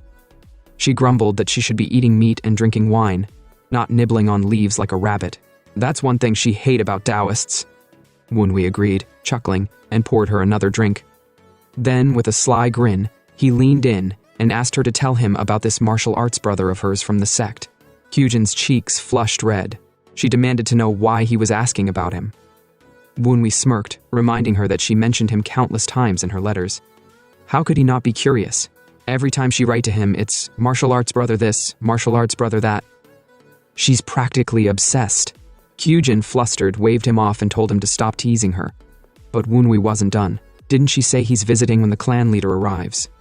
Wunwi said he need to know more about him so he can treat him appropriately, he said with a mischievous grin. Cjin immediately assumed a defensive stance, accusing Wunwi of being corrupted by the Tang Clan's wickedness. Our MC laughed, but soon turned serious. He speculated that the martial arts brother, Li Shaosan, a disciple of the Kunsheng sect, might be coming for more than just a casual visit. Rumors were swirling that the Dark Supreme was planning to create another special squad like the Tempest squad of the past. If true, it would have significant implications for all the sects and clans in Sichuan. Wunwi believed the Kunsheng sect might be sending Li Shaosan to investigate cautiously, as they couldn't blindly trust Cjin. Or perhaps they had an entirely different purpose for his visit. Slipping away from his thoughts, Wunwi waved at someone in the distance. Curious, Cjin wondered if it was a friend of his. To her surprise, it was Master Tagon. While grumbling, Tagon approached and scolded them, remarking that they could have been gentler during their earlier training session. It took them so long to fix the damages it caused. When she realized it was Tagon, Cjin quickly stood up and bowed in shock. She scolded Wunwi, asking why he hadn't told her Targon was coming. Turning to Targon, she respectfully invited him to have a seat. Our mischievous MC, as usual, interrupted, suggesting they all have a drink instead. They poured their drinks, clicked their cups together, and shared some light-hearted banter. Meanwhile, Cjin was aghast at his casual demeanor with Master Targon. She whispered to Wunwi, asking if he even realized the kind of person Targon was. She explained that Targon was their father's martial arts brother, and had saved their father, the Dark Supreme, during the Kunsheng Bloodbath War. He had even been appointed to a significant position afterward. Feeling the weight of Cjin's words, Wunwi sarcastically tried to act more serious. He bowed to Targon and apologized, acknowledging his past rudeness, even during their training. Cjin, proud of his attempt, praised him for showing respect. However, Targon was far from impressed. He found Wunwi's behavior insincere and snapped at Cjin, accusing her of making Wunwi act unnaturally. The air grew tense as Targon, visibly disgusted, dismissed Wunwi's apology, claiming it was ruining his appetite. Eventually, the group returned to their feast. Amid the drinking, Wunwi, now more serious, reflected on his recent duel with Cjin and Yunchan. He realized he had caught the attention of the old Tempest squad, including Tang Hosan and Cjin. His real worry, however, was his stepmother, Lady Samyong. He feared she might try to harm him before the Dark Supreme settled things. In another scene, a carriage rolled through a dense forest. On it, the spirit spider worried about their destination. He feared Wunwi might think he had run off if they ventured too far. Suddenly, the carriage stopped. The spirit spider wondered if they had arrived, but his thoughts were interrupted as Lady Samyong stepped out. She instructed the servants to proceed, speculating whether the temple master would be present. Hearing her mention the temple master, the spirit spider's suspicion deepened. He wondered if the temple is the person trying to poison Wunwi all along. As they approached the temple's ominous entrance, he felt a surge of yin energy. It sent chills down his spine. Why would Lady Samyong come to such a deadly place? Suddenly, an eerie figure greeted Lady Samyong, announcing that the Temple Master had sent her. Lady Samyong expressed surprise, marveling at the Temple Master's foresight. The spirit spider, observing from the shadows, recognized the figure as a Jangi, a zombie retaining memories and critical thinking skills. Controlling such a being required immense power. This wasn't an ordinary sorcerer's dwelling. Inside the Temple Master chanted incantations, beseeching the gods for more oracles. When informed of Lady Samyong's arrival, he permitted her entry. She greeted him with a slight bow, but the Temple Master wasn't one for pleasantries. He accused her of coming only when in need, highlighting her greed. Lady Samyong countered, claiming her devotion exceeded that of anyone else. To prove her point, she presented 2 crates of silver, an amount equivalent to 1 billion in modern currency. The Temple Master, intrigued by her offering, asked how he could assist her. Lady Samyong reminded him of her previous request to brainwash Woonwi. However, circumstances had changed. She now needed a faster, more reliable solution. She wanted Woonwi turned into a Jangi, a zombie. The spirit spider, hidden nearby, was horrified. He knew this was a dire threat, and resolved to inform Woonwi immediately. He said to himself that for the Temple Master to be able to easily turn a live person to zombie, then Woonwi will have a hard time defending himself. But as he darted away, zombie beasts emerged from the forest, blocking his path. These abominations, stitched together from corpses, were undoubtedly the Temple Master's creations. The spirit spider realized the Temple Master belonged to the Blackbone Ghost Valley, a faction tied to the heavenly demon divine courts. The Temple Master, sensing an intruder, smirked as he informed Lady Samyong that someone had followed her. She was shocked, having failed to notice the spy. The Temple Master, with an ominous grin, remarked that whoever was behind Woonwi might be more troublesome than expected. Frustrated but determined, Lady Samyong promised an additional box of silver for swift action. Lady Samyong told the Temple Master that if he could accomplish the task, she would add an additional box. She then stated that since she was paying more, she wanted the mastermind behind Woonwi exposed, and the concubine's child transformed into a proper live zombie. The Temple Master, with an evil smile, agreed readily.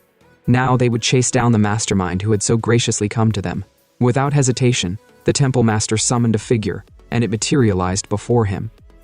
This was one of the infamous beasts known as the Death Warriors. The Temple Master ordered the Death Warrior to capture the wraiths that had escaped and to hunt down the sorcerer controlling them. The warrior simply nodded, then leaped away in search of his targets. From a rooftop, the Death Warrior muttered to himself that the beast zombie guarding the forest hadn't yet caught the spirit spider. He must be an agile one. Then he summoned more beasts to assist in the search. Meanwhile, the spirit spider, fleeing for its life, sensed a menacing and oppressive energy closing in. Suddenly, a colossal winged monster caller Guadio appeared, snatching the spider mid-flight.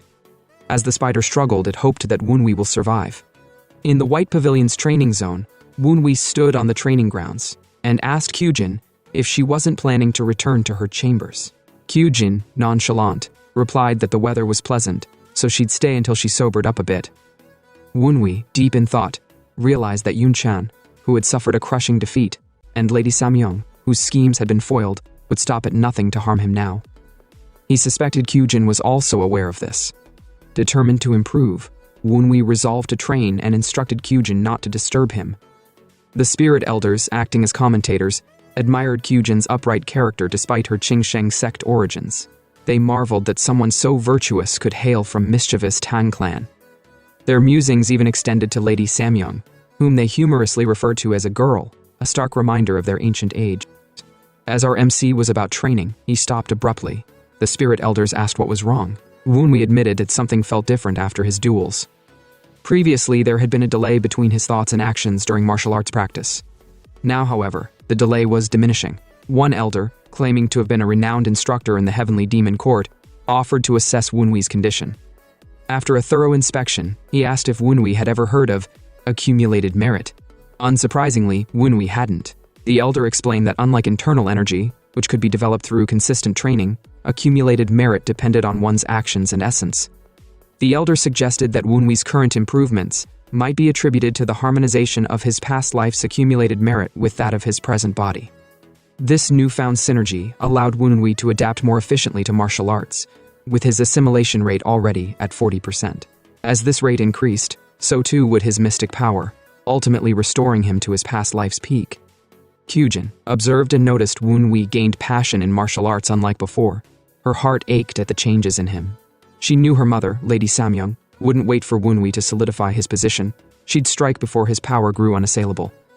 As these thoughts consumed her, Cjin suddenly felt a deadly presence. The azure spectra within her warned of an approaching threat. The area was soon enveloped in ghost fog, a sinister mist that blocked perception. The spirit elders identified it, but Wunwi, grinning confidently, deduced the culprit. From the cinnabar poison scent and the fog's composition, he declared that the sorcerer targeting him had finally taken the bait. Within the fog, the Death Warrior emerged, relishing the hunt. According to the Temple Master's instructions, his primary targets were the mastermind behind the concubine's child, Wunwi. He speculated that the sorcerer was using Wunwi as a tool to execute advanced mystic art. Following the trail left by the spirit spider, the Death Warrior was astonished to find it leading directly to Wunwi. Puzzled, the Death Warrior began to suspect that Wunwi might be more involved than anticipated. Little did he know, there was no mastermind pulling the strings. Wunwi was orchestrating everything himself. As the fog thickened and the hunt intensified, the Death Warrior prepared to eliminate his prey, unaware of the formidable. On the other hand, Wunwi was feigning ignorance, yelling, "What is this fog? He can't see anything." But deep down, he was smiling mischievously, waiting for the Death Warrior to attack. He was trying to deceive his enemy into thinking he was weak. Meanwhile, the Death Warrior felt that the sorcerer behind Wunwi might be nearby, but he couldn't find anyone. Since his second target was also Wunwi, the concubine's child, he decided to kill him, believing that doing so would force the mastermind controlling Wunwi to reveal themselves. As he approached stealthily, the Death Warrior assumed Wunwi wouldn't be able to sense anything because of the ghost fog.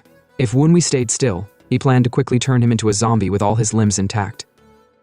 Suddenly, as he was getting closer, Cjin appeared from the fog with her aura blazing.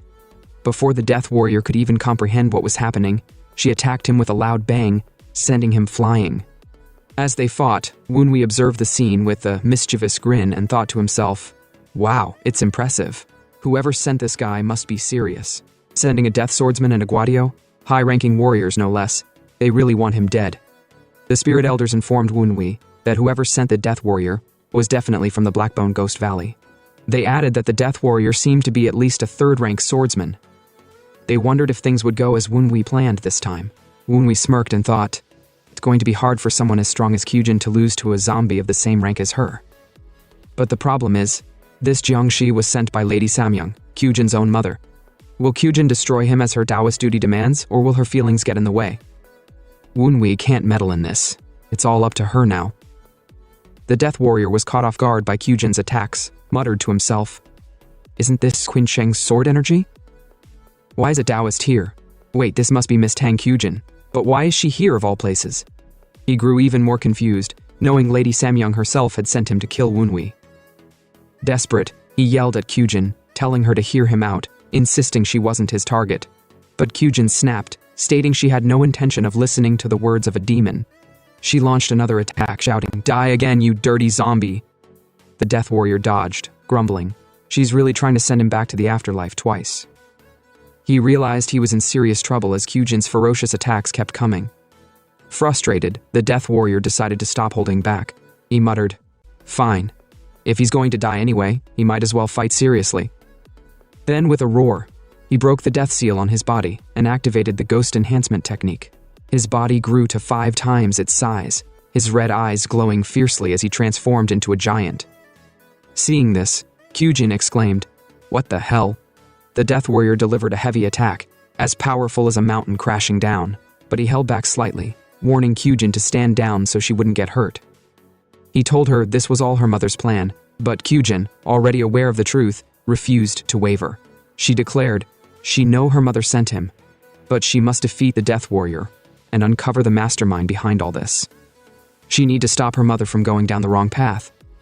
With that, she used her anti-demonic energy to reflect the Death Warrior's attack. Annoyed, the Death Warrior muttered, "Stubborn woman. If only she weren't so hard-headed, this fight would have ended by now." He realized that the longer he fought Cjin, the more the ghost fog would weaken, leaving him at a disadvantage. Desperate, he summoned the beast monster Guadio to attack Wunwi. But Wunwi was unfazed. With a smile, he said out loud, "Ah, finally." The Death Warrior is using the Guadio. Took him long enough. He was starting to fall asleep waiting for this. And bang, the beast monster launched toward Wunhui with blinding speed, aiming to attack him. But Wunhui, as calm as ever, acted like the hideous beast, was just another noisy nuisance in the night. Suddenly, using his dead man's eyes, he commanded the beast to bow its head. To amplify the drama, he activated his skill known as Purple Eyes, Evil Ghost Taunts, and bang, the beastly bird screeched violently before crashing onto the ground with a thunderous thud. Wunhui blinked, his voice laced with sarcasm as he muttered that he only asked it to bow its head, not to take a nosedive. The spirit elders, ever the peanut gallery, cheered loudly, exclaiming, "Our Excellence, Our Excellence!" Their enthusiasm filled the air as if they had been the ones controlling the beast. They acknowledged the Gudiao didn't die after all. Its sturdy body could endure a lot. It must have taken an extraordinary amount of resources to create such a monster. The elders continued, blaming the foolishness of the beast's creators for daring to attack their young master. Wunhui, however, rolled his eyes and reminded them it was his power at play, not theirs, so there was no need for their over-the-top celebrations. With a flicker of menace in his gaze, our MC ordered the Gudiao to rise and presented it with two choices. He asked if the beast preferred to fight the Death Warrior or him. The Gudiao, catching the murderous gleam in Wunhui's eyes, screeched in terror and sprinted toward the Death Warrior instead. The Death Warrior, already struggling with his opponent, looked bewildered as his own beast turned against him. What the heck? Why is my monster attacking me? He yelled in disbelief. The realization struck him like a bolt of lightning. If he couldn't control his creature, someone else must have taken over. His thoughts spiraled. If the Gudiao was under another's command, then the sorcerer responsible must be nearby, and that sorcerer was powerful enough to threaten him. As panic brewed in his mind, Cjin let out a dark laugh before leaping through the air. While the Death Warrior was distracted, she delivered a devastating slash, severing his left arm. The impact resounded like thunder, forcing him to retreat. But as he stumbled away, he questioned her motives aloud. Why didn't she finish him off? Is she holding back because of her mother, Lady Samyong? Cjin smirked wickedly. Hold back? Oh no. She planned to shred him to pieces so he can truly repent for his sins. And then she'll kill him, slowly. Her sinister aura grew darker, and the Death Warrior's jaw dropped. What the hell? Is that the face of a Taoist who saves others? She's more demonic than the demons themselves. While he stood frozen, the Gudiao capitalized on his distraction, lunging at him and clawing his face, its talons scraping deep into his eye. The Death Warrior howled in agony, staggering back as blood trickled down his cheek. Cjin, observing the chaos, muttered to herself, confused about why the beast had suddenly turned rogue. Nonetheless, she knew the ghost fog had to be cleared, or reinforcements would never arrive. Cjin assumed a battle stance and activated her skill, world-style evil extermination slash.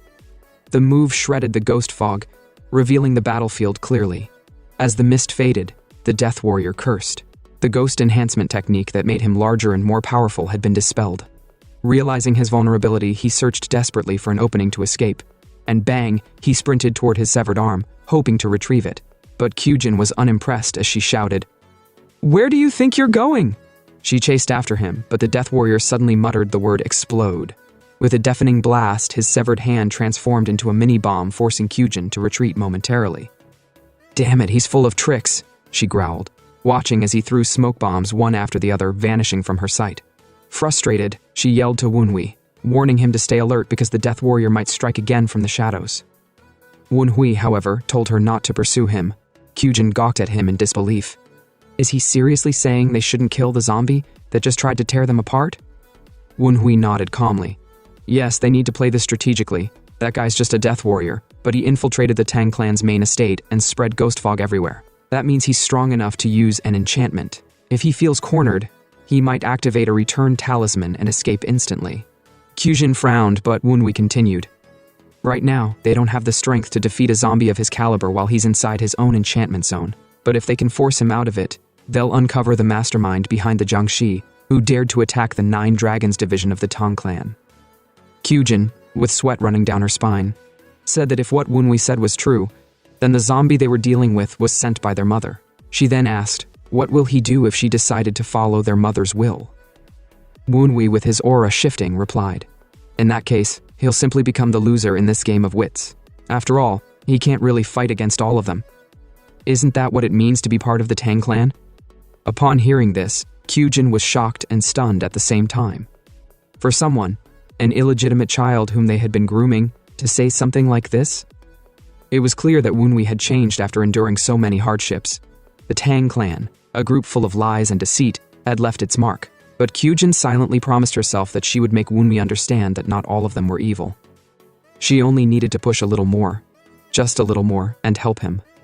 As Cjin was lost in thought, the beast, Jangi, began screeching. Surprised to see it still around, she wondered why it hadn't left yet. With an evil grin, she planned to deal with it. Meanwhile, the Death Warrior, as strong as he was still running for his life.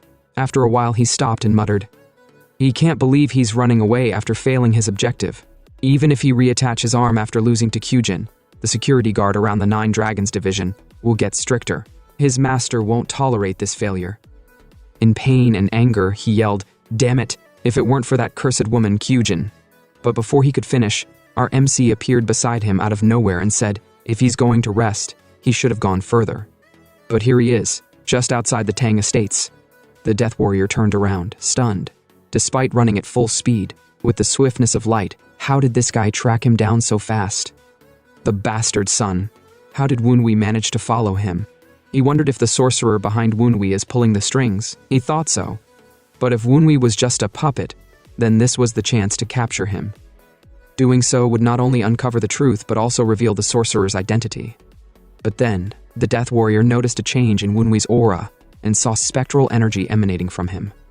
He thought it must be the sorcerer giving Wunwi this energy and controlling him. Wunwi then said he wasn't impressed. He understood that Lady Samyong is getting desperate. But to think that someone from the Tang Clan would ally with the blackbone ghost is truly disappointing. The Death Warrior was shocked and asked, how does he know about that? But Wunwi just smiled. Who knows? He replied nonchalantly. Suddenly, the Death Warrior was frightened as Wunwi began changing his form. He instantly recognized the ominous figure. Is that the evil ghost war robe?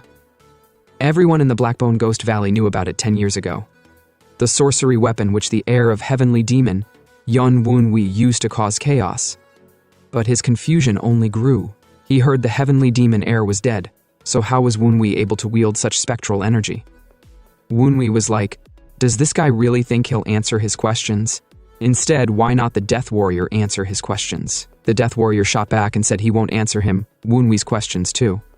With a smirk, our MC said, of course he knows he won't answer, but we'll talk once you're dead. The Death Warrior was shaking, then muttered to himself, if this guy is really the demon god, he might die with a single blow. It will be over for him if Wunwi used mystic arts or the power of the Phantom King. As Wunwi launched his attack, the Death Warrior braced himself for some magical force, but to his surprise, Wunwi used martial arts instead. And bang, the punch landed. The Death Warrior's face shifted as he was sent flying backward, blood spilling from his mouth. As he fell, he gasped, what the hell? That was the Tempest dance, the secret art of the 9 Dragons division. How does he know how to use it? The Death Warrior was still reeling from the shock when he saw Wunwi use martial arts. How is this possible? He wondered aloud. He laughed and said, if Wujin is using martial arts, then he's not the demon cult heir. The cult heir he know can't use martial arts. The demon court heir could wipe out a dead swordsman like him with a flick of his finger. Suddenly, Wunwi used the 100,000 chains, but the Death Warrior managed to dodge it. Upon seeing this, Death Warrior muttered to himself that this weapon belongs the demon court heir and created by him. His confusion deepened. Could Wunwi actually be the demon court heir? Wunwi deliberately missed his target, making the Death Warrior even more confused. How is this guy using martial arts combined with mystic arts and even the demon court heir's 1,000 chains binding? He thought the demon cult heir died years ago. How is Wunwi doing this? Noticing the Death Warrior's confusion, Wunwi said, it's fine if he's confused, but does he really have time to worry about that? The Death Warrior, realizing he couldn't drag the fight out any longer, thought, if he don't finish this quickly, Wind Squad will spot him, and once they know his identity, he won't be able to run. Desperation struck him as he plotted to silence Wunwi to cover his tracks, preventing anyone from tracing him back to his master. But a chill ran down his spine as he wondered, what if Wunwi really is the demon cult heir? That would be a problem. Wunwi waited patiently, wondering how a villain could overthink during a fight. Do they really promote anyone to be a dead swordsman these days? He mused with a smirk. Watching this guy dragging around a beast, it was clear he couldn't even manage one person's duties properly. This was the Death Warrior? It almost felt like an insult. Upon hearing Wunwi's internal musings turn into actual words, the Death Warrior's eyes twitched and he snapped. Wunwi, ever the master at pressing buttons, casually continued, saying he might as well leave. After all, how could someone like this Death Warrior possibly know anything useful? The Death Warrior's pride, well, what was left of it, even as a zombie, took a massive hit. Anger and humiliation boiled within him. He roared, vowing to make Wunwi regret his words, even if it cost him his undead lifespan. But Wunwi wasn't just standing around for the dramatics. He could see what this Death Warrior was up to. The guy was trying to lead him away from the Tang Clan's territory. Clever, but Wunwi wasn't having it. He muttered to himself that it would be problematic if the Death Warrior got scared and ran off. After all, he still needed to test out the new abilities he gained. Abilities he couldn't use during his fight with Cjin. This Death Warrior was the perfect guinea pig. And bang, the Death Warrior smashed Wunwi into a tree, leaving him sprawled out lifelessly. The Death Warrior's face lit up in excitement. He thought to himself, "This Wunwi guy is such a weakling. Now he just need to retrieve the corpse." With a proud grin he muttered, at least his blabbering was on par with the demon cult's heir. But suddenly, the Death Warrior froze in shock. Wunwi, who he thought was dead, slowly raised his head and smirked. Ah, finally. He was getting worried for a moment there. The Death Warrior staggered back as Wunwi grabbed his wrist. His attacks weren't working at all. Wunwi chuckled and asked mockingly, "How do you plan to retrieve my corpse with such weak attacks?" It dawned on the Death Warrior that the robe Wunwi was wearing wasn't just any robe. It was the infamous evil ghost war robe of the demon cult's heir. "No, it can't be," the Death Warrior stammered. But desperation took over. Overloading his demonic essence, he unleashed a barrage of attacks, yet none of them even scratched Wunwi. Our hero, of course, couldn't resist throwing more fuel on the fire. Wunwi said, even if he was dead, it would take ages for those puny attacks to hurt him. The Death Warrior, now livid, prepared another blow, only for Wunwi to swat it away effortlessly. It turned out that Wunwi was using the Death Warrior as a test dummy, gauging how much damage the evil ghost war robe could endure. After concluding that the robe was as sturdy as legend claimed, now it was time to test his offensive abilities. With one devastating punch, he sent the Death Warrior flying backward, soaring through the air like a meteor crashing to earth. After the dead warrior fell, he realized that the punch, although powerful, had caused no real damage to his body. Smirking, he muttered to himself that the attack confirmed something. Wunwi was weaker than him, and his attacks could not cause deadly wounds. With confidence, the Death Warrior with a grin said that he can defeat Wunwi when his evil ghost war rope dissipates and his mystic energy runs out. As if reading his mind, our MC asked him, "What's with that smirk? Laughing because his attacks are weaker than expected?" The dead warrior was stunned. How does Wunwi know what he's thinking? He wondered. Wunwi chuckled sarcastically. He came after him, knowing the Death Warrior is a Jangi of the Blackbone Valley Ghosts, so he definitely came prepared. As the dead warrior struggled to rise, he sneered. "Wunwi is acting pompous just because he's wearing that war robe. He shall see what tricks he've got to face off against a Jangi." Our MC was unfazed. He assessed the situation and said to himself, this attack didn't land a deep blow either. He can't pierce the defenses of a Jangi at his current level. He has so much to work on. But he decided to end things. As he prepared his next strike, the Death Warrior kept on yapping that his attacks are ineffective. Wunwi ignored him and launched a flurry of strikes. The dead warrior laughed mockingly and said that his attacks are like tickles. They won't harm him. Wunwi then told him that the fight would have dragged on if he'd dodged, but the Death Warrior went out of his way to take all the hits. Guess his brain really has rotted. The dead warrior scoffed. What nonsense is Wunwi talking about? He's unharmed. But suddenly, he stopped abruptly, coughing up blood. In shock, he asked Wunwi, "What did he do? How can a Jangi be poisoned?" Wunwi smirked. "A normal poison wouldn't work, but this isn't ordinary, it's soul poisoning." The Death Warrior tried to resist and fight back, but he can't fight the lost souls that's eating up his body. Accepting his defeat, the dead warrior sighed and said before he died, Wunwi should tell him one thing. Is he truly the demon cult heir? Our MC was not ready to answer the obvious question. He then told the warrior that he won't die here, so he pulled out the solitary chains of binding to bind his soul from reincarnation. The dead warrior gasped in realization. He really is the demon cult heir.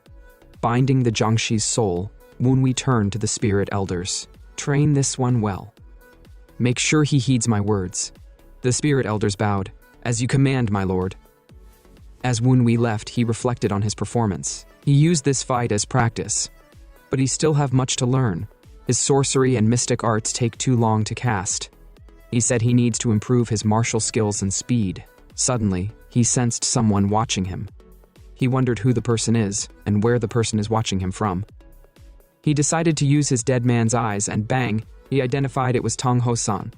Though Hosan didn't intervene, his presence was unnerving. He must have noticed the fight, even from a distance, Wunwi thought. At that moment, Cjin arrived, dragging the Gudiao beast by its neck.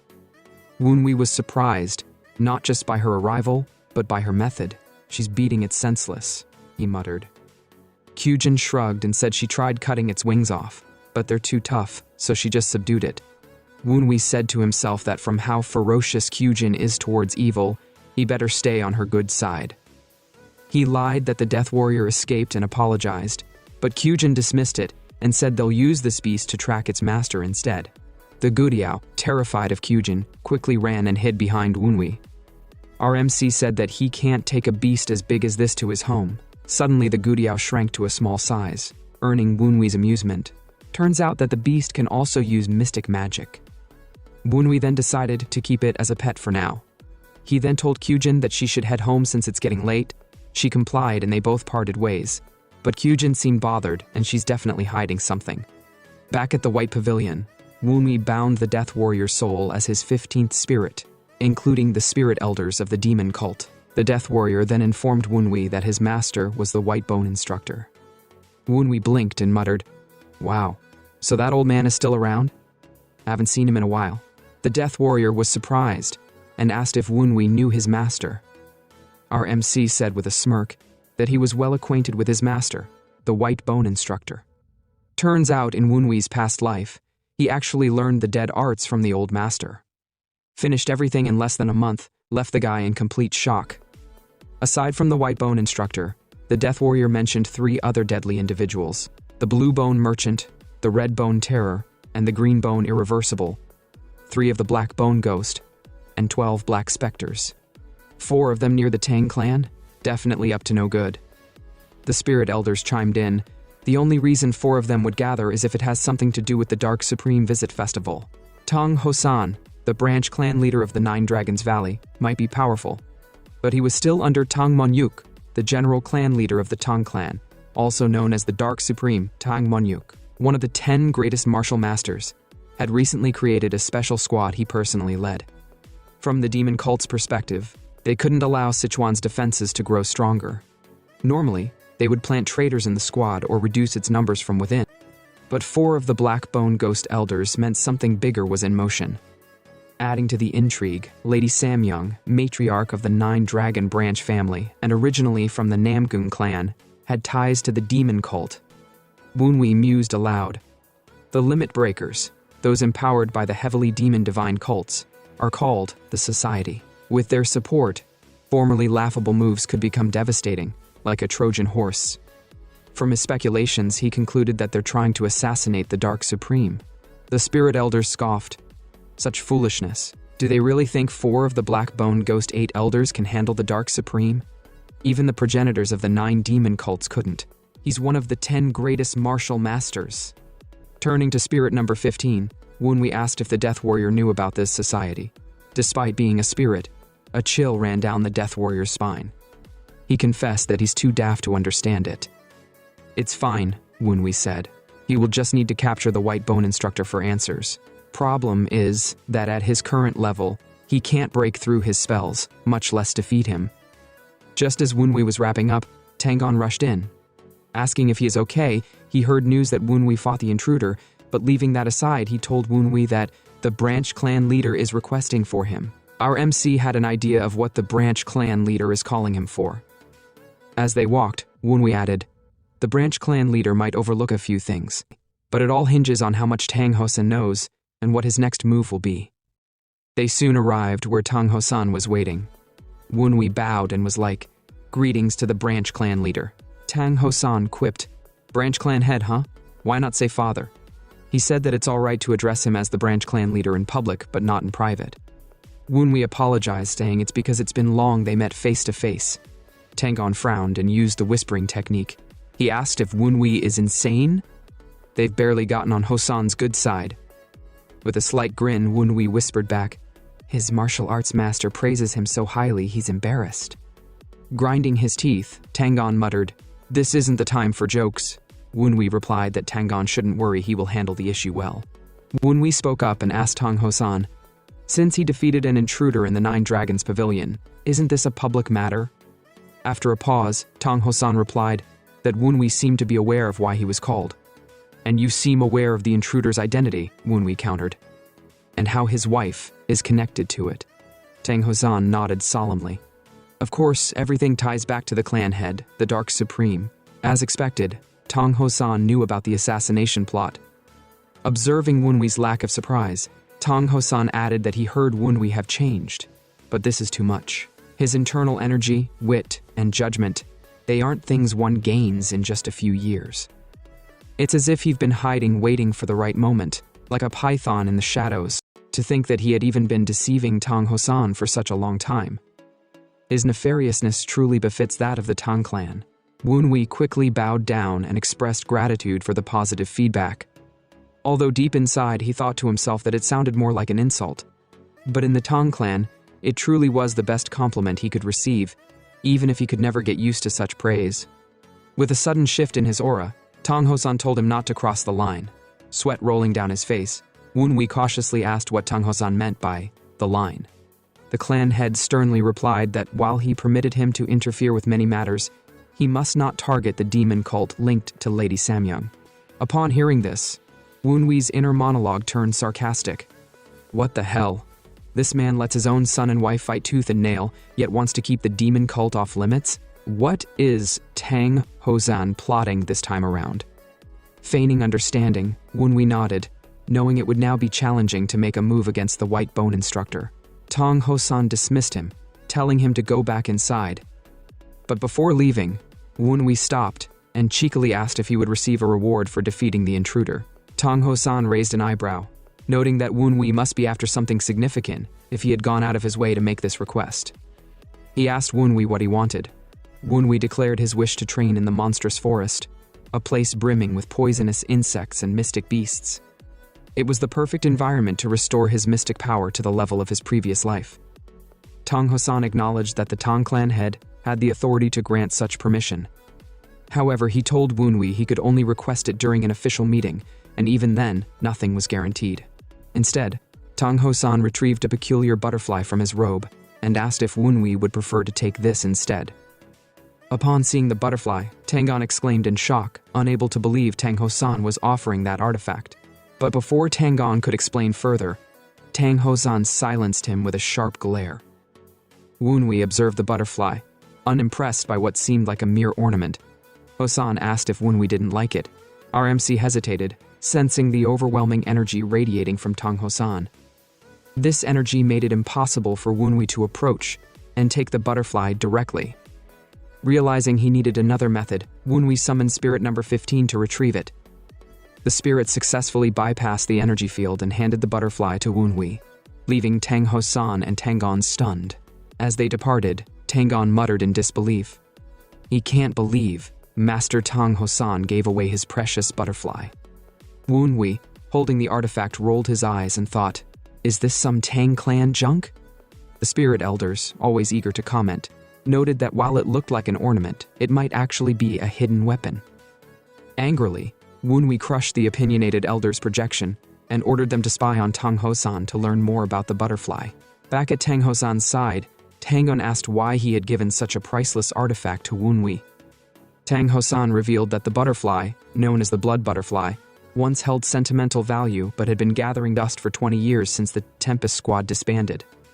He felt that Wunwi, who had expressed interest in the Tempest legacy, might be the one to unlock its secrets.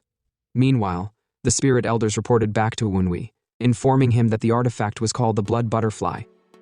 They suspected it was a demonic tool, as it consumed absurd amounts of spiritual energy. Intrigued, Wunwi infused his energy into the butterfly, but it stubbornly resisted, frustrating him further. He unleashed a torrent of energy, but the artifact remained unscathed, revealing nothing about its nature. The next morning, Wunwi woke up exhausted and irritated. He decided to shelve the butterfly problem for now, knowing he had bigger issues. If the white bone instructor discovered his failed attack, retaliation would be imminent. Yet Tong Hosan's warning loomed over him, complicating any plans for revenge. As he sipped his tea, the Gudiao, his new beast monster companion, disrupted his thoughts. Observing the creature, Wunwi realized it needed to grow stronger to face multiple death swordsmen. Cutting his hand, he decided to use his blood as a medium to create the Phantom King's blood, an elixir infused with unparalleled demonic knowledge.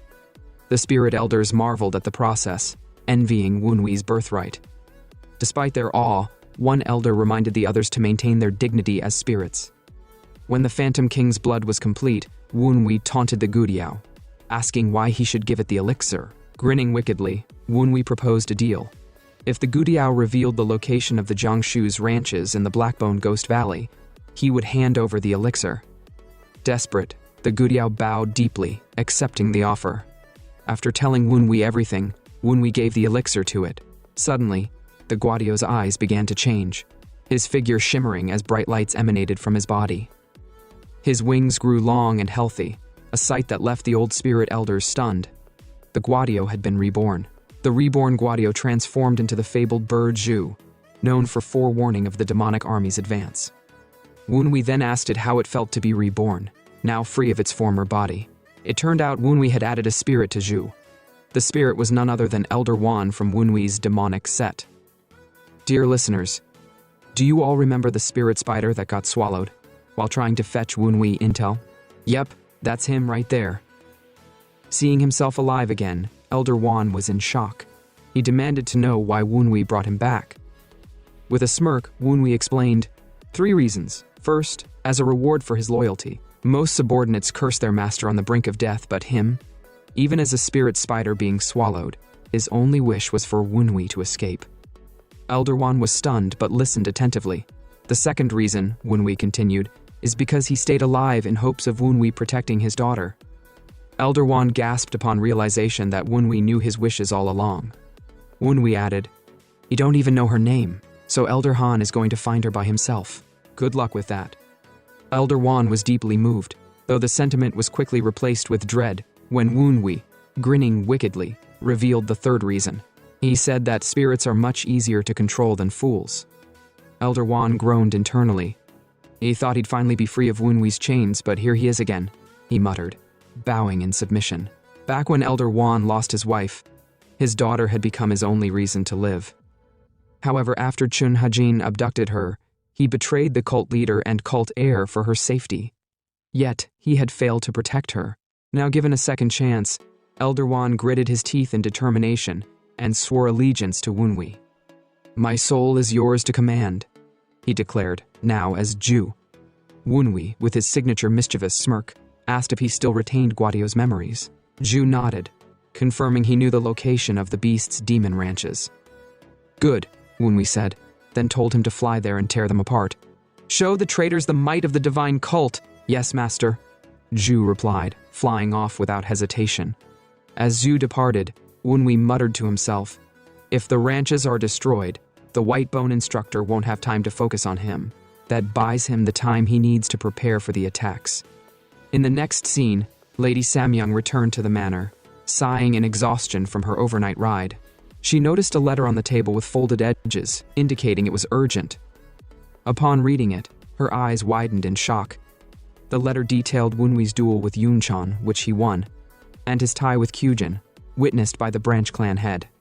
Samyong, furious, snapped, "What the hell happened while she was gone?"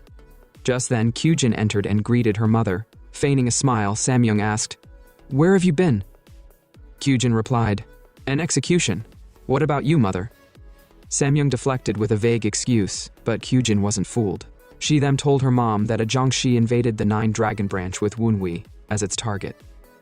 Samyong, inwardly panicking, pretended to be appalled. "Oh, how terrible! A Jiangshi attacked Wunwi. What were the guards doing?" Cjin pressed on, saying that she fought the Jiangshi herself. Samyong, who was expecting Wunwi to be dead, was shocked. "What? She fought it?" Cjin explained the Jiangshi hesitated because it mentioned Samyong's name. Furious, Samyong ranted. Idiots, how could they mention her openly? Now everyone will know she's behind this. Cjin then asked, why does she hate Woonwee so much? She'd go as far as hiring a Jangi, and for what? He's not even a threat to the family. Samyong snapped and said, everything she do is for her and Yoon Shan. That illegitimate child is just an interference. Cjin, disgusted, turned her back. She then said that she will stop her mom herself if she refused to change her ways, even if she have to use force. With that, Cjin stormed out, leaving Samyong in stunned silence. As she was leaving, Mrs. Samyong became angry. She said that Cjin does not understand how she feels at all. How could she not grasp the point she's trying to make about killing Woonwee? She yelled furiously, her voice echoing with frustration. It was all because of that bastard Woonwee. She could have dealt with him sooner, gotten rid of him before everything spiraled out of control. Determined, she decided to head to the temple immediately. Meanwhile, Woonwee was heading out somewhere with his master Tang. Tang commended Woonwee for being able to move around after the battle against the invader last night. After walking for a while, they arrived at a building known as Luban's Foundry. It was a place of legendary craftsmanship, steeped in the techniques of Taoism. Inside, countless workers toiled over swords and other weapons. Tang asked if the owner was around. Upon recognizing Tang, one of the workers, awed by the presence of the fierce wind warrior, replied, yes, the owner is inside. The worker led them to Master Luban himself, the famed blacksmith. The worker introduced them, saying, Master Luban, this is Woonwee. Bowing respectfully, Woonwee said, nice to meet you, sir. But before he could finish, Master Luban interrupted, scrutinizing him. Are you the second son of that old bastard Tang Hosan? Woonwee replied, yes, I am, but silently wondered how Luban could know his family so well, even referring to Tang Hosan in such terms. Luban turned to Tang with a wry smile. He didn't bring Woonwee just for introductions, did he? What does he want this time? Tang admitted they needed something crafted, and Luban, noticing the urgency, told them to drop the blueprints and leave. He's busy enough as it is. As Woonwee placed the blueprints on the table, he noticed a long list of pending projects. It made sense. Everyone wanted their weapons perfected before the Dark Supreme's visit. Woonwee explained the complexity of his design, offering to clarify it in person. Luban snapped, does he think he's some novice? Even if the blueprint is garbage, he'll make it into a flawless stealth weapon. Woonwee countered, it's not a stealth weapon, it's a sword. Upon hearing this, Tang exploded in anger. Grabbing Woonwee by the neck, he yelled, a sword? He's a Tang Clan member, he's supposed to use stealth weapons. Woonwee, groaning, muttered that he asked for a swordsmith, not a lecture. Tang, who was visibly frustrated, turned away, leaving Luban to handle the matter. Luban led Woonwee to a private room, where Woonwee unveiled his vision. The design was a metal fan, yet undeniably a sword. Luban was both impressed and intrigued, calling it cunning and innovative. Woonwee, with a sly grin, thanked him. Luban eagerly delved deeper, asking Woonwee to explain the intricate details. They discussed gunpowder, durability, and more, leaving the spirit elders, spectators of this interaction, bewildered. One spirit elder whispered, does the young master really know about all this? And what's gunpowder doing in a sword? Another added, even Tang doesn't seem to understand what's happening. After absorbing all the details, Luban exclaimed that Woonwee is quite ambitious. Our MC replied with a smirk that ambition is his middle name. Luban then declared that this sword was beyond his disciple's skill, he would make it himself. Tang, in shock, was like, Master Luban, the greatest blacksmith, making it personally. Just how powerful is this sword? Luban affirmed that it was a unique challenge. Woonwee, sensing his moment, bowed deeply and said it would be an honor for Luban to craft the weapon. But Luban hesitated. There are only 20 days until the clan head's visit, and he have other commitments. Woonwee, undeterred, taunted, I see, so even the great Luban finds this too hard. Luban's pride flared. Too hard? He's the great Luban. He'll have it ready in 15 days. Woonwee beamed, knowing he had won. I knew you could do it, you're amazing. Meanwhile, the spirit elders sighed. Another victim of the young master's yapping techniques. In the next scene, Woonwee was heading home and said to himself that he's glad Master Luban is a better smith than he anticipated. He then recalled that the ranch was being taken care of by the bird he had sent. Now, all that remained was figuring out a way to attack the white bone instructor. But as he was lost in thought, Cjin called out to him. With a downcast face, Cjin asked if she could speak with him. Woonwee noticed the murderous energy emanating from her azure streak. He thought to himself that this must mean she is currently struggling to control her emotions, so much that it couldn't even be hidden by her sword style. Cjin then said to Woonwee that it might be sudden, but what does he think about the past? Does he have feelings of resentment or something? She wants to know his thoughts on it. Woonwee paused, then asked if she can catch the wind. Cjin was confused and couldn't reply. Woonwee continued, "It's possible to hold the wind for a second, but a person can't keep it in their hand for long. If they could, it wouldn't be called wind." The same goes for her question. What does the past matter? There are so many things he wants to do right now.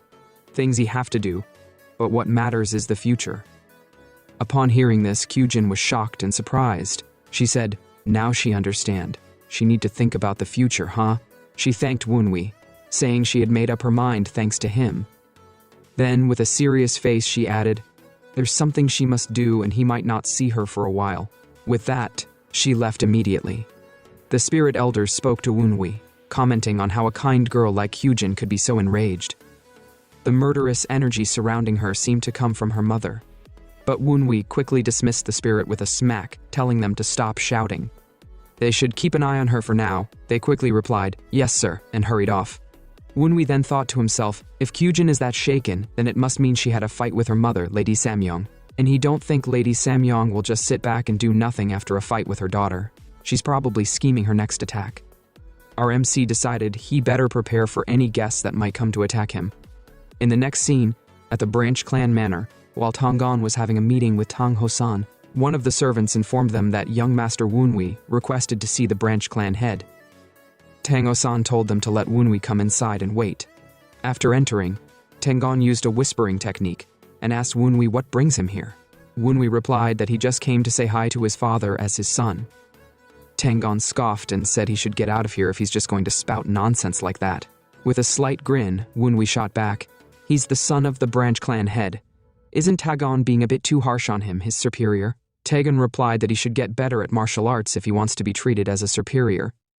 Tang Hosan then asked Woonwee what brought him here.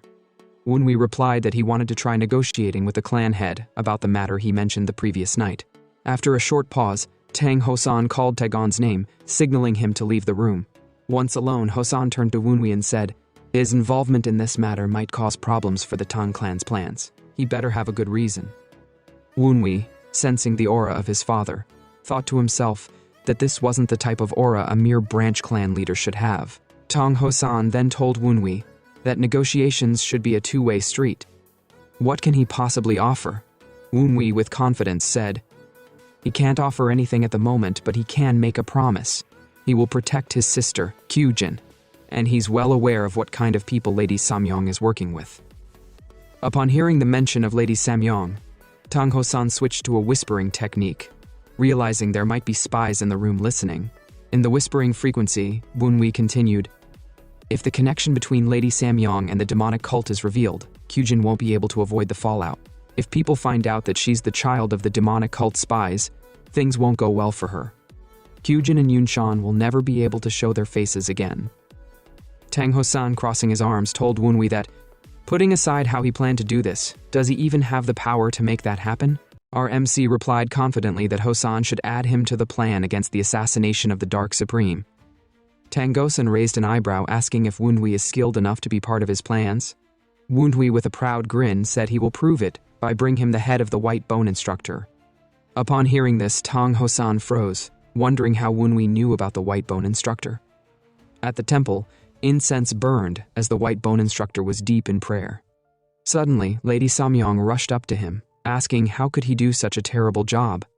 After everything she've paid, she yelled, asking if he knew what her daughter said to her. He couldn't even get rid of one bastard child. Before she could continue, the White Bone Instructor snapped, Madam Samyong. She was shocked to hear him yell at her. The White Bone Instructor continued, he've learned that his judgment was wrong on this matter. He lost a disciple, so he won't just sit back anymore. He told her that he'll take matters into his own hands. At that moment, a Jiangxin girl rushed in, calling urgently for the temple master. The white bone instructor gestured for Lady Samyong to sit and wait as he attended to the matter. As she sat down, Lady Samyong muttered to herself, "She don't like the way the temple master dared to yell at her.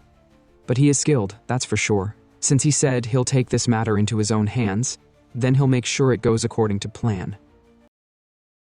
But suddenly, the temple master screamed, "What?" The female Jiangshi told him that the beast Jiangshi farms were under attack. The temple master became furious. He'd spent more than 10 years secretly raising the beast Jiangshi. Now he was hearing that a Zhu with the same spirit energy as the Guriao he'd created had destroyed them all. In a fit of rage, he raised his hand and grabbed Lady Samyong by the neck, calling her a bitch. He slammed her to the ground, shouting that she dared deceive him. So she's trying to tell him that a sorcerer, skilled enough to take his Guriao and evolve it into a Zhu, is now trying to raise Wunhui, an illegitimate child, to be the Tang Clan's successor? That's impossible. He said she must be working with that sorcerer to stab him in the back. Lady Samyong stammered, saying she didn't know what he was talking about. This only fueled the temple master's anger. "She don't know what I'm talking about, or is she pretending not to know?" he growled. "Do she really think she can underestimate them, the Blackbone Ghost Valley?" Upon hearing the name, Lady Samyong was taken aback. The Blackbone Ghost Valley? Isn't that part of the demonic cult? It hit her. She'd been unknowingly working with the demonic cult all along. She couldn't believe her eyes. The temple master muttered to himself, "This woman really doesn't seem to know anything. The Namgung family must be using her until she becomes useless." He then told her, "There seems to have been a misunderstanding. It really seems like she don't know anything. But never mind. Even if it weren't for her request, he would have already whipped that bastard Wunhui and the sorcerer behind him into pieces." He then asked Lady Samyong for her cooperation. He said that they need to make whoever the sorcerer is lower their guard. He then instructed Lady Samyong to make Wunhui like her. She stammered, asking, "Why should she do that?" The temple master grinned darkly. "If she don't want to do it, he'll have to turn her into a Jiangshi. She'll do what he says, one way or another." At that, Lady Samyong reluctantly agreed. "All right, she'll do as he says." In the next scene, Lady Samyong returned to the mansion and began apologizing to Wunhui. Though it was all an act, she said she was wrong. If there's something he wants as a token of apology, she'll do it. Wunhui, who knew the apology was nothing more than a facade, raised an eyebrow. "Is this really an apology?" he asked. Lady Samyong thought to herself, "I don't want to apologize, but I have no choice. She need to manipulate Wunhui to figure out who the sorcerer is. It's humiliating, but she have to do it." Wunhui smirked and told her that she always acted like she weren't afraid of anything, but he guessed she's afraid of the branch clan head finding out she's working with the demonic cult. This took Lady Samyong by surprise. She was like, "What? How does Wunhui know about the demonic cult?" From his expression, she realized he wasn't just provoking her. She said to herself that she only figured out yesterday that those guys were part of the demonic cult, so how did Wunhui know? Wunhui's aura shifted, and he said, She seemed pretty taken aback. Lady Samyong had been assuming that a sorcerer was the one controlling Wunhui, but these aren't the eyes of someone under manipulation. He's the one in control here. She quickly recovered and denied everything. She said she don't know what Wunhui is talking about. Wunhui raised an eyebrow and said, "Then it wouldn't be an issue if he went and told the branch clan head about it." Lady Samyong's heart skipped a beat. If he tells the branch clan head, they'll find out she's been frequenting that strange temple. And if they find anything related to the Namgung clan in storage, well, that would be interesting. Wunhui smirked. "You wonder how the Namgung clan will react to that." Lady Samyong thought bitterly, "They'll just use her as a scapegoat. The Namgung clan will say she's the only one working with a demonic cult and play dumb." It's exactly the kind of thing her family would do. In a fit of rage, Lady Samyong snapped, "What do you want from me?" Wunhui, with an evil grin, replied that he's quite a greedy man. The next few days passed, and Lady Samyong showered Wunhui with valuables, white sequined robes, and other expensive treasures. It was her way of trying to buy his favor, but it didn't seem to work. Wunhui had no time for her schemes. He was too busy testing the treasures she brought. "As expected of the renowned Namgung clan," he remarked, "they're loaded with money." One of the spirit elders commented that Lady Samyong must be broke after buying all these for him. One elder sneered, "That's what she deserves for what she tried to do to their young master." But our MC snapped back, telling the spirit elders to speak for themselves. They've tried to attack him in the past too. Woonwee eyed the treasures and nodded. They are useful, but there's one item in particular that stands out. The immense poisonous energy. The spirit elders gasped and asked, "What's that?" Woonwee smirked. "It's a pill, made with a perfect 1-to-1 ratio of fire, poison, herbs, and a certain type of bacteria." Upon hearing this, the elders asked him if he was attempting the 6th mastery level of the Venom Dragon Cultivation. With a smile, Woonwee replied, "Yes."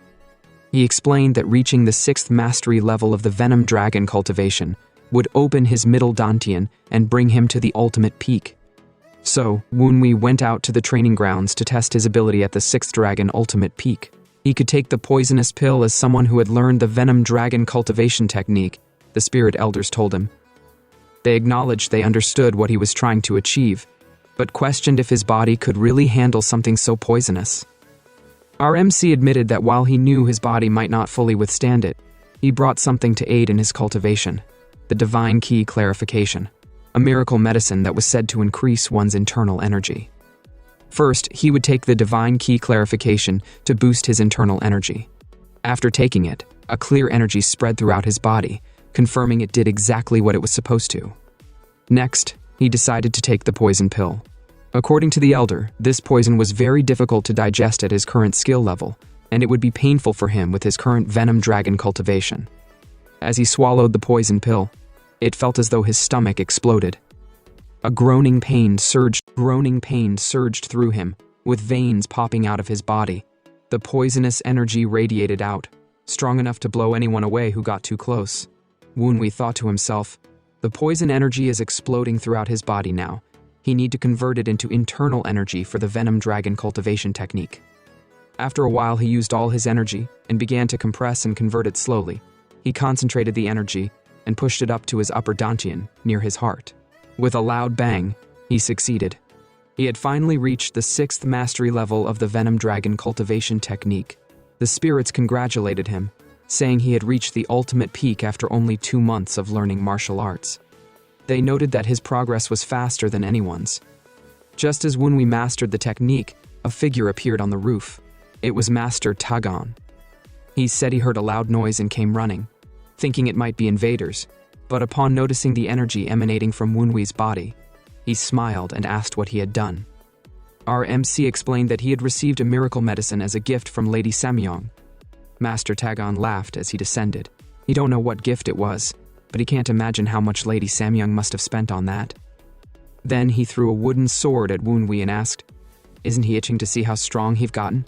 Woonwee struck a pose and replied, "Of course I am." With a bang, he sprinted to attack. Master Tagon was surprised to see that Woonwee was already using internal energy with his weapon. He complimented Woonwee on his strength, recognizing his talent.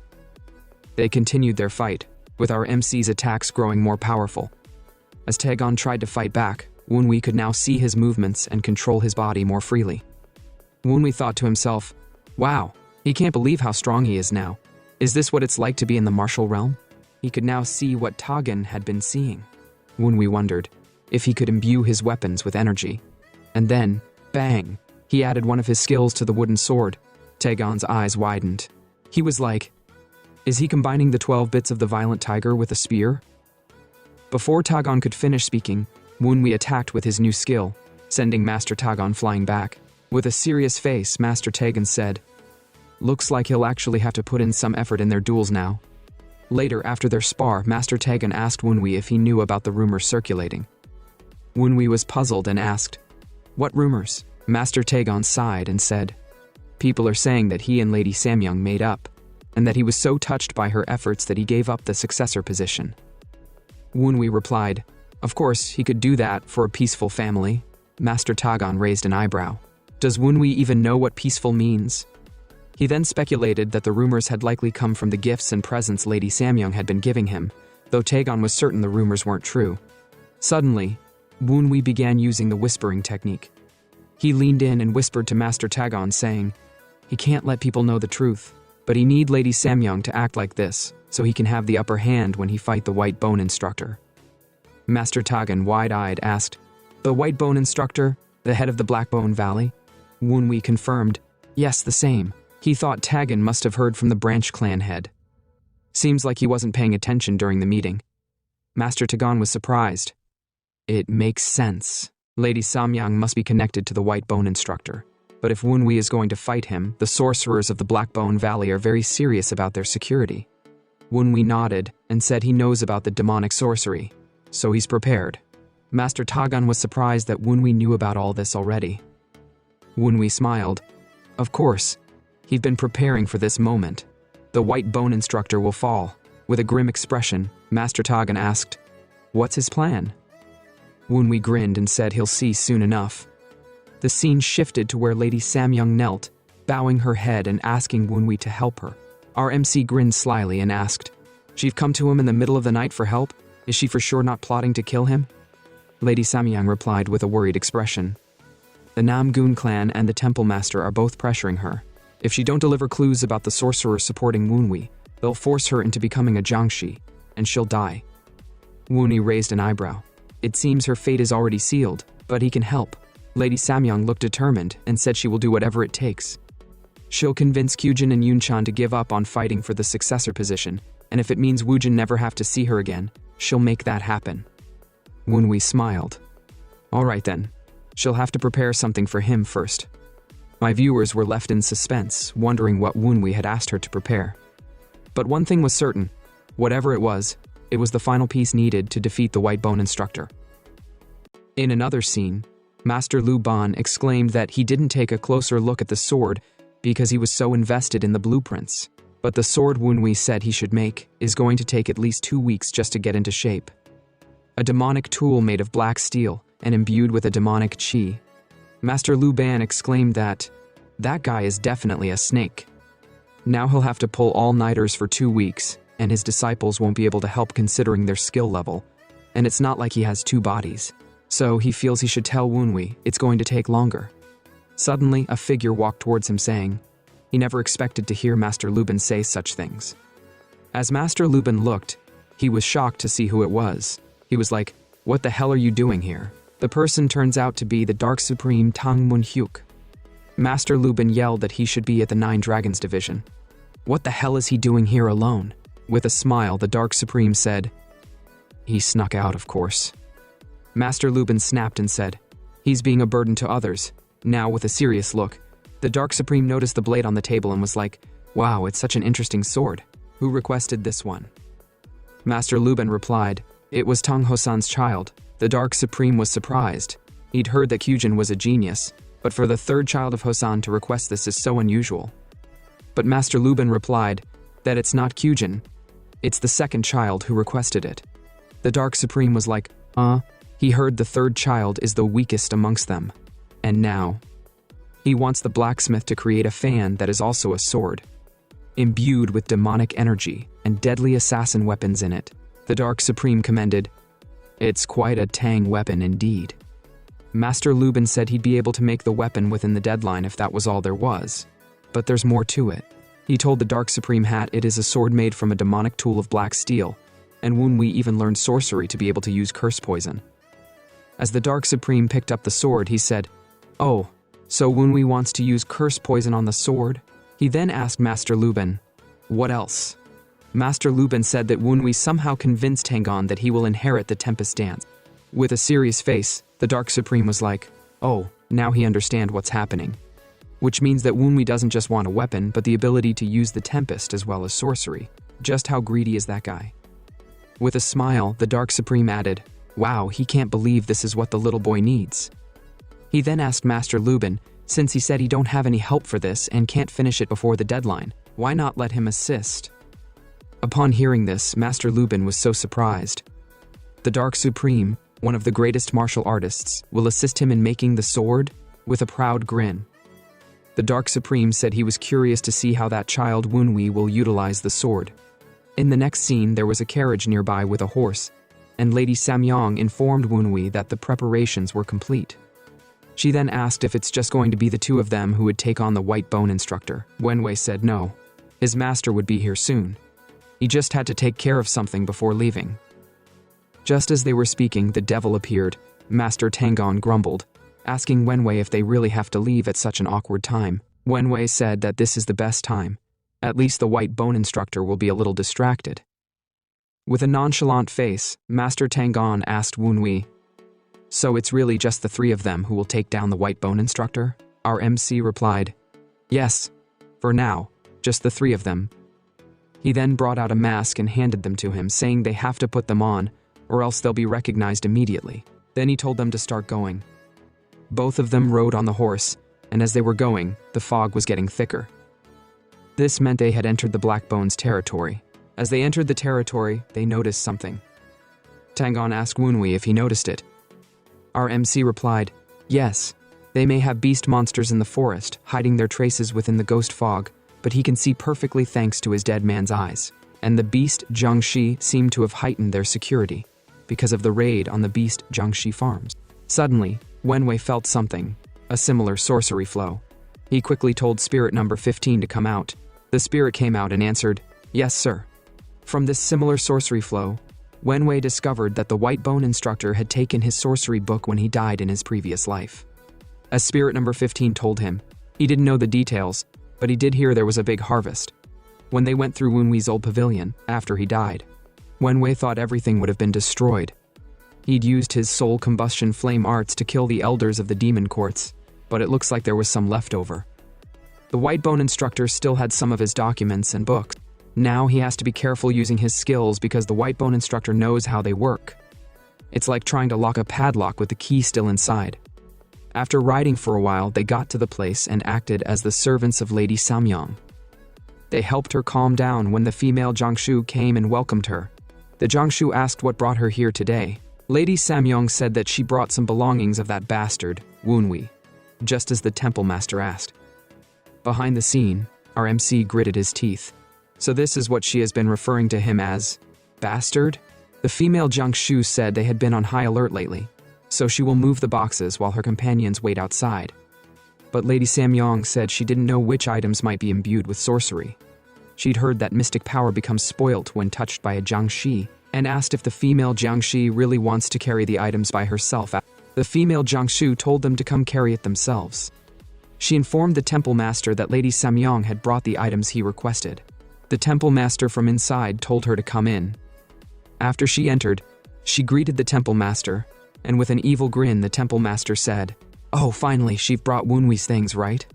Lady Samyong said she couldn't tell which items were imbued with sorcery, so she just brought most of the things from his room while he was gone. With a dry laugh, the temple master said, "Well, that's much better." Before he could even open the box, he could feel the mystic power coming inside. He commended Lady Samyong, saying that she've done well. From the items, he can track down whoever the sorcerer is right away. But when he opened the box, he was shocked by what he saw. There were explosives, hundreds of them. He was like, "What is this?" Suddenly, Wunwi and Master Tangon quickly pushed Lady Samyong backward with all their might, with the speed of light. Unbeknownst to the temple master, it was an explosive that had already been lit. Before he could realize what was happening, he was like, "Oh shit." And bang, the whole area exploded, obliterating the building and turning it into ashes. Just how fast were they? They quickly sprinted to a far distance, where the explosion wouldn't catch them. Master Tangon said, "Now that should have nullified the demonic sorceries array enough. At least the white bone instructor won't be as strong as he was before."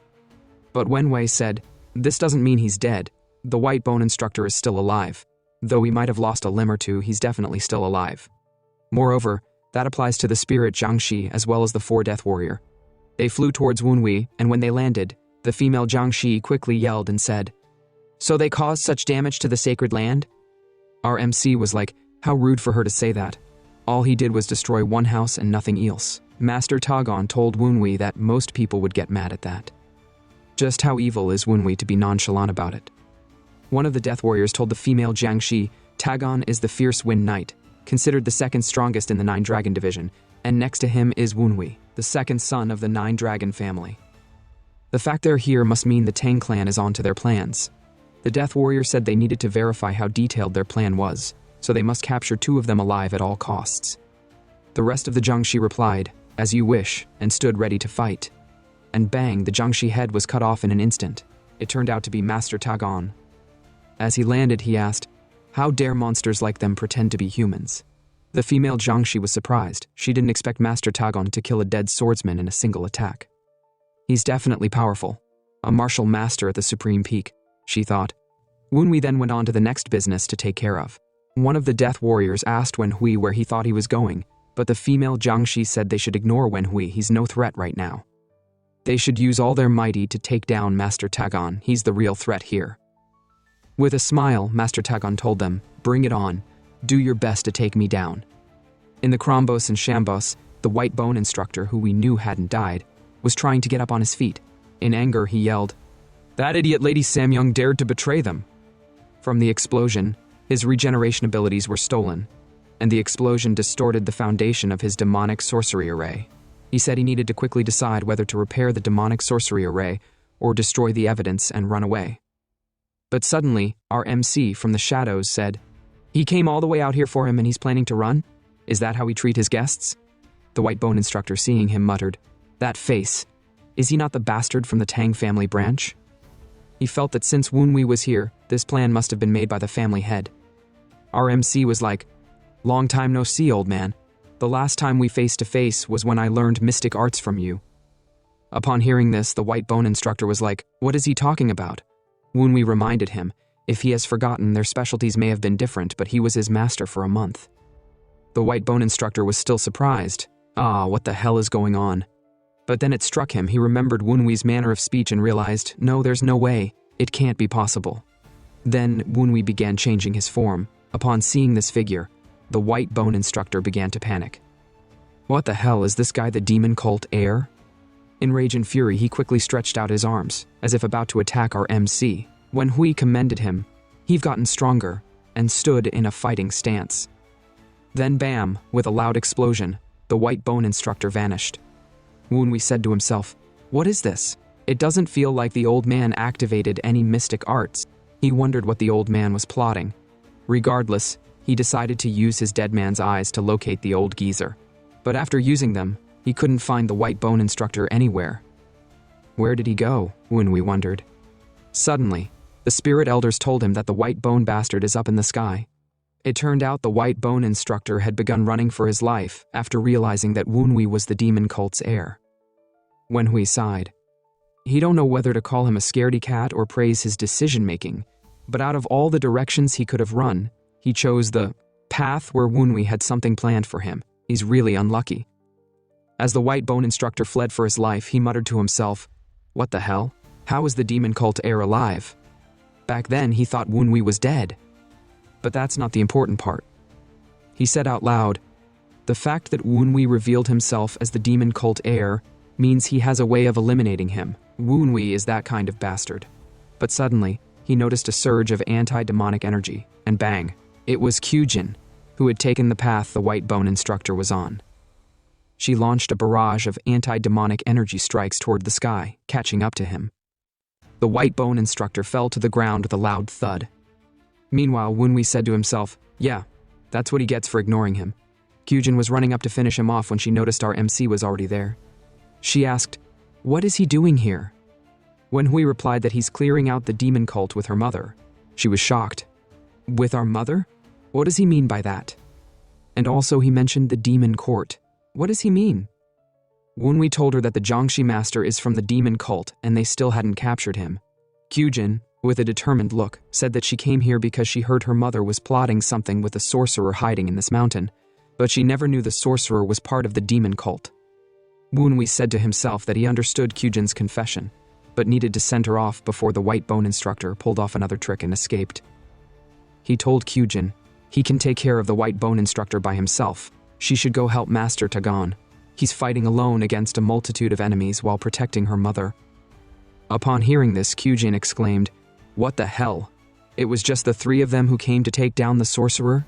Wenhui replied, "Yes, it was a secret operation. They couldn't carry anyone along." With a serious face, she said, "The situation seems urgent. She'll ask questions later. For now, she have to go assist Master Tagon, and if things get dangerous, he should run away." Wenhui nodded, then she left. Now, Wenhui turned back to face the white bone instructor, and told him that he must have had plenty of rest while he had chatted with his sister. Why don't he get up? A Master Jiangxi would have no issue recovering from such attacks. The white bone instructor stood up, gritting his teeth in anger, and yelled that Wunwi's damned mouth is as wretched as ever. The white bone instructor said, "He knew Wunwi died. Have he truly risen from the dead?" Wenhui replied, "Yes, but there's no way anyone would believe it since immortality and reincarnation are every sorcerer's dream." He began changing his figure and said, "If this appearance is enough evidence for him to believe he's the demon court heir." Upon seeing this, the white bone instructor was like, "What the hell? The evil ghost war robe?" He screamed upon realizing that Wunwi was actually the demon cult heir.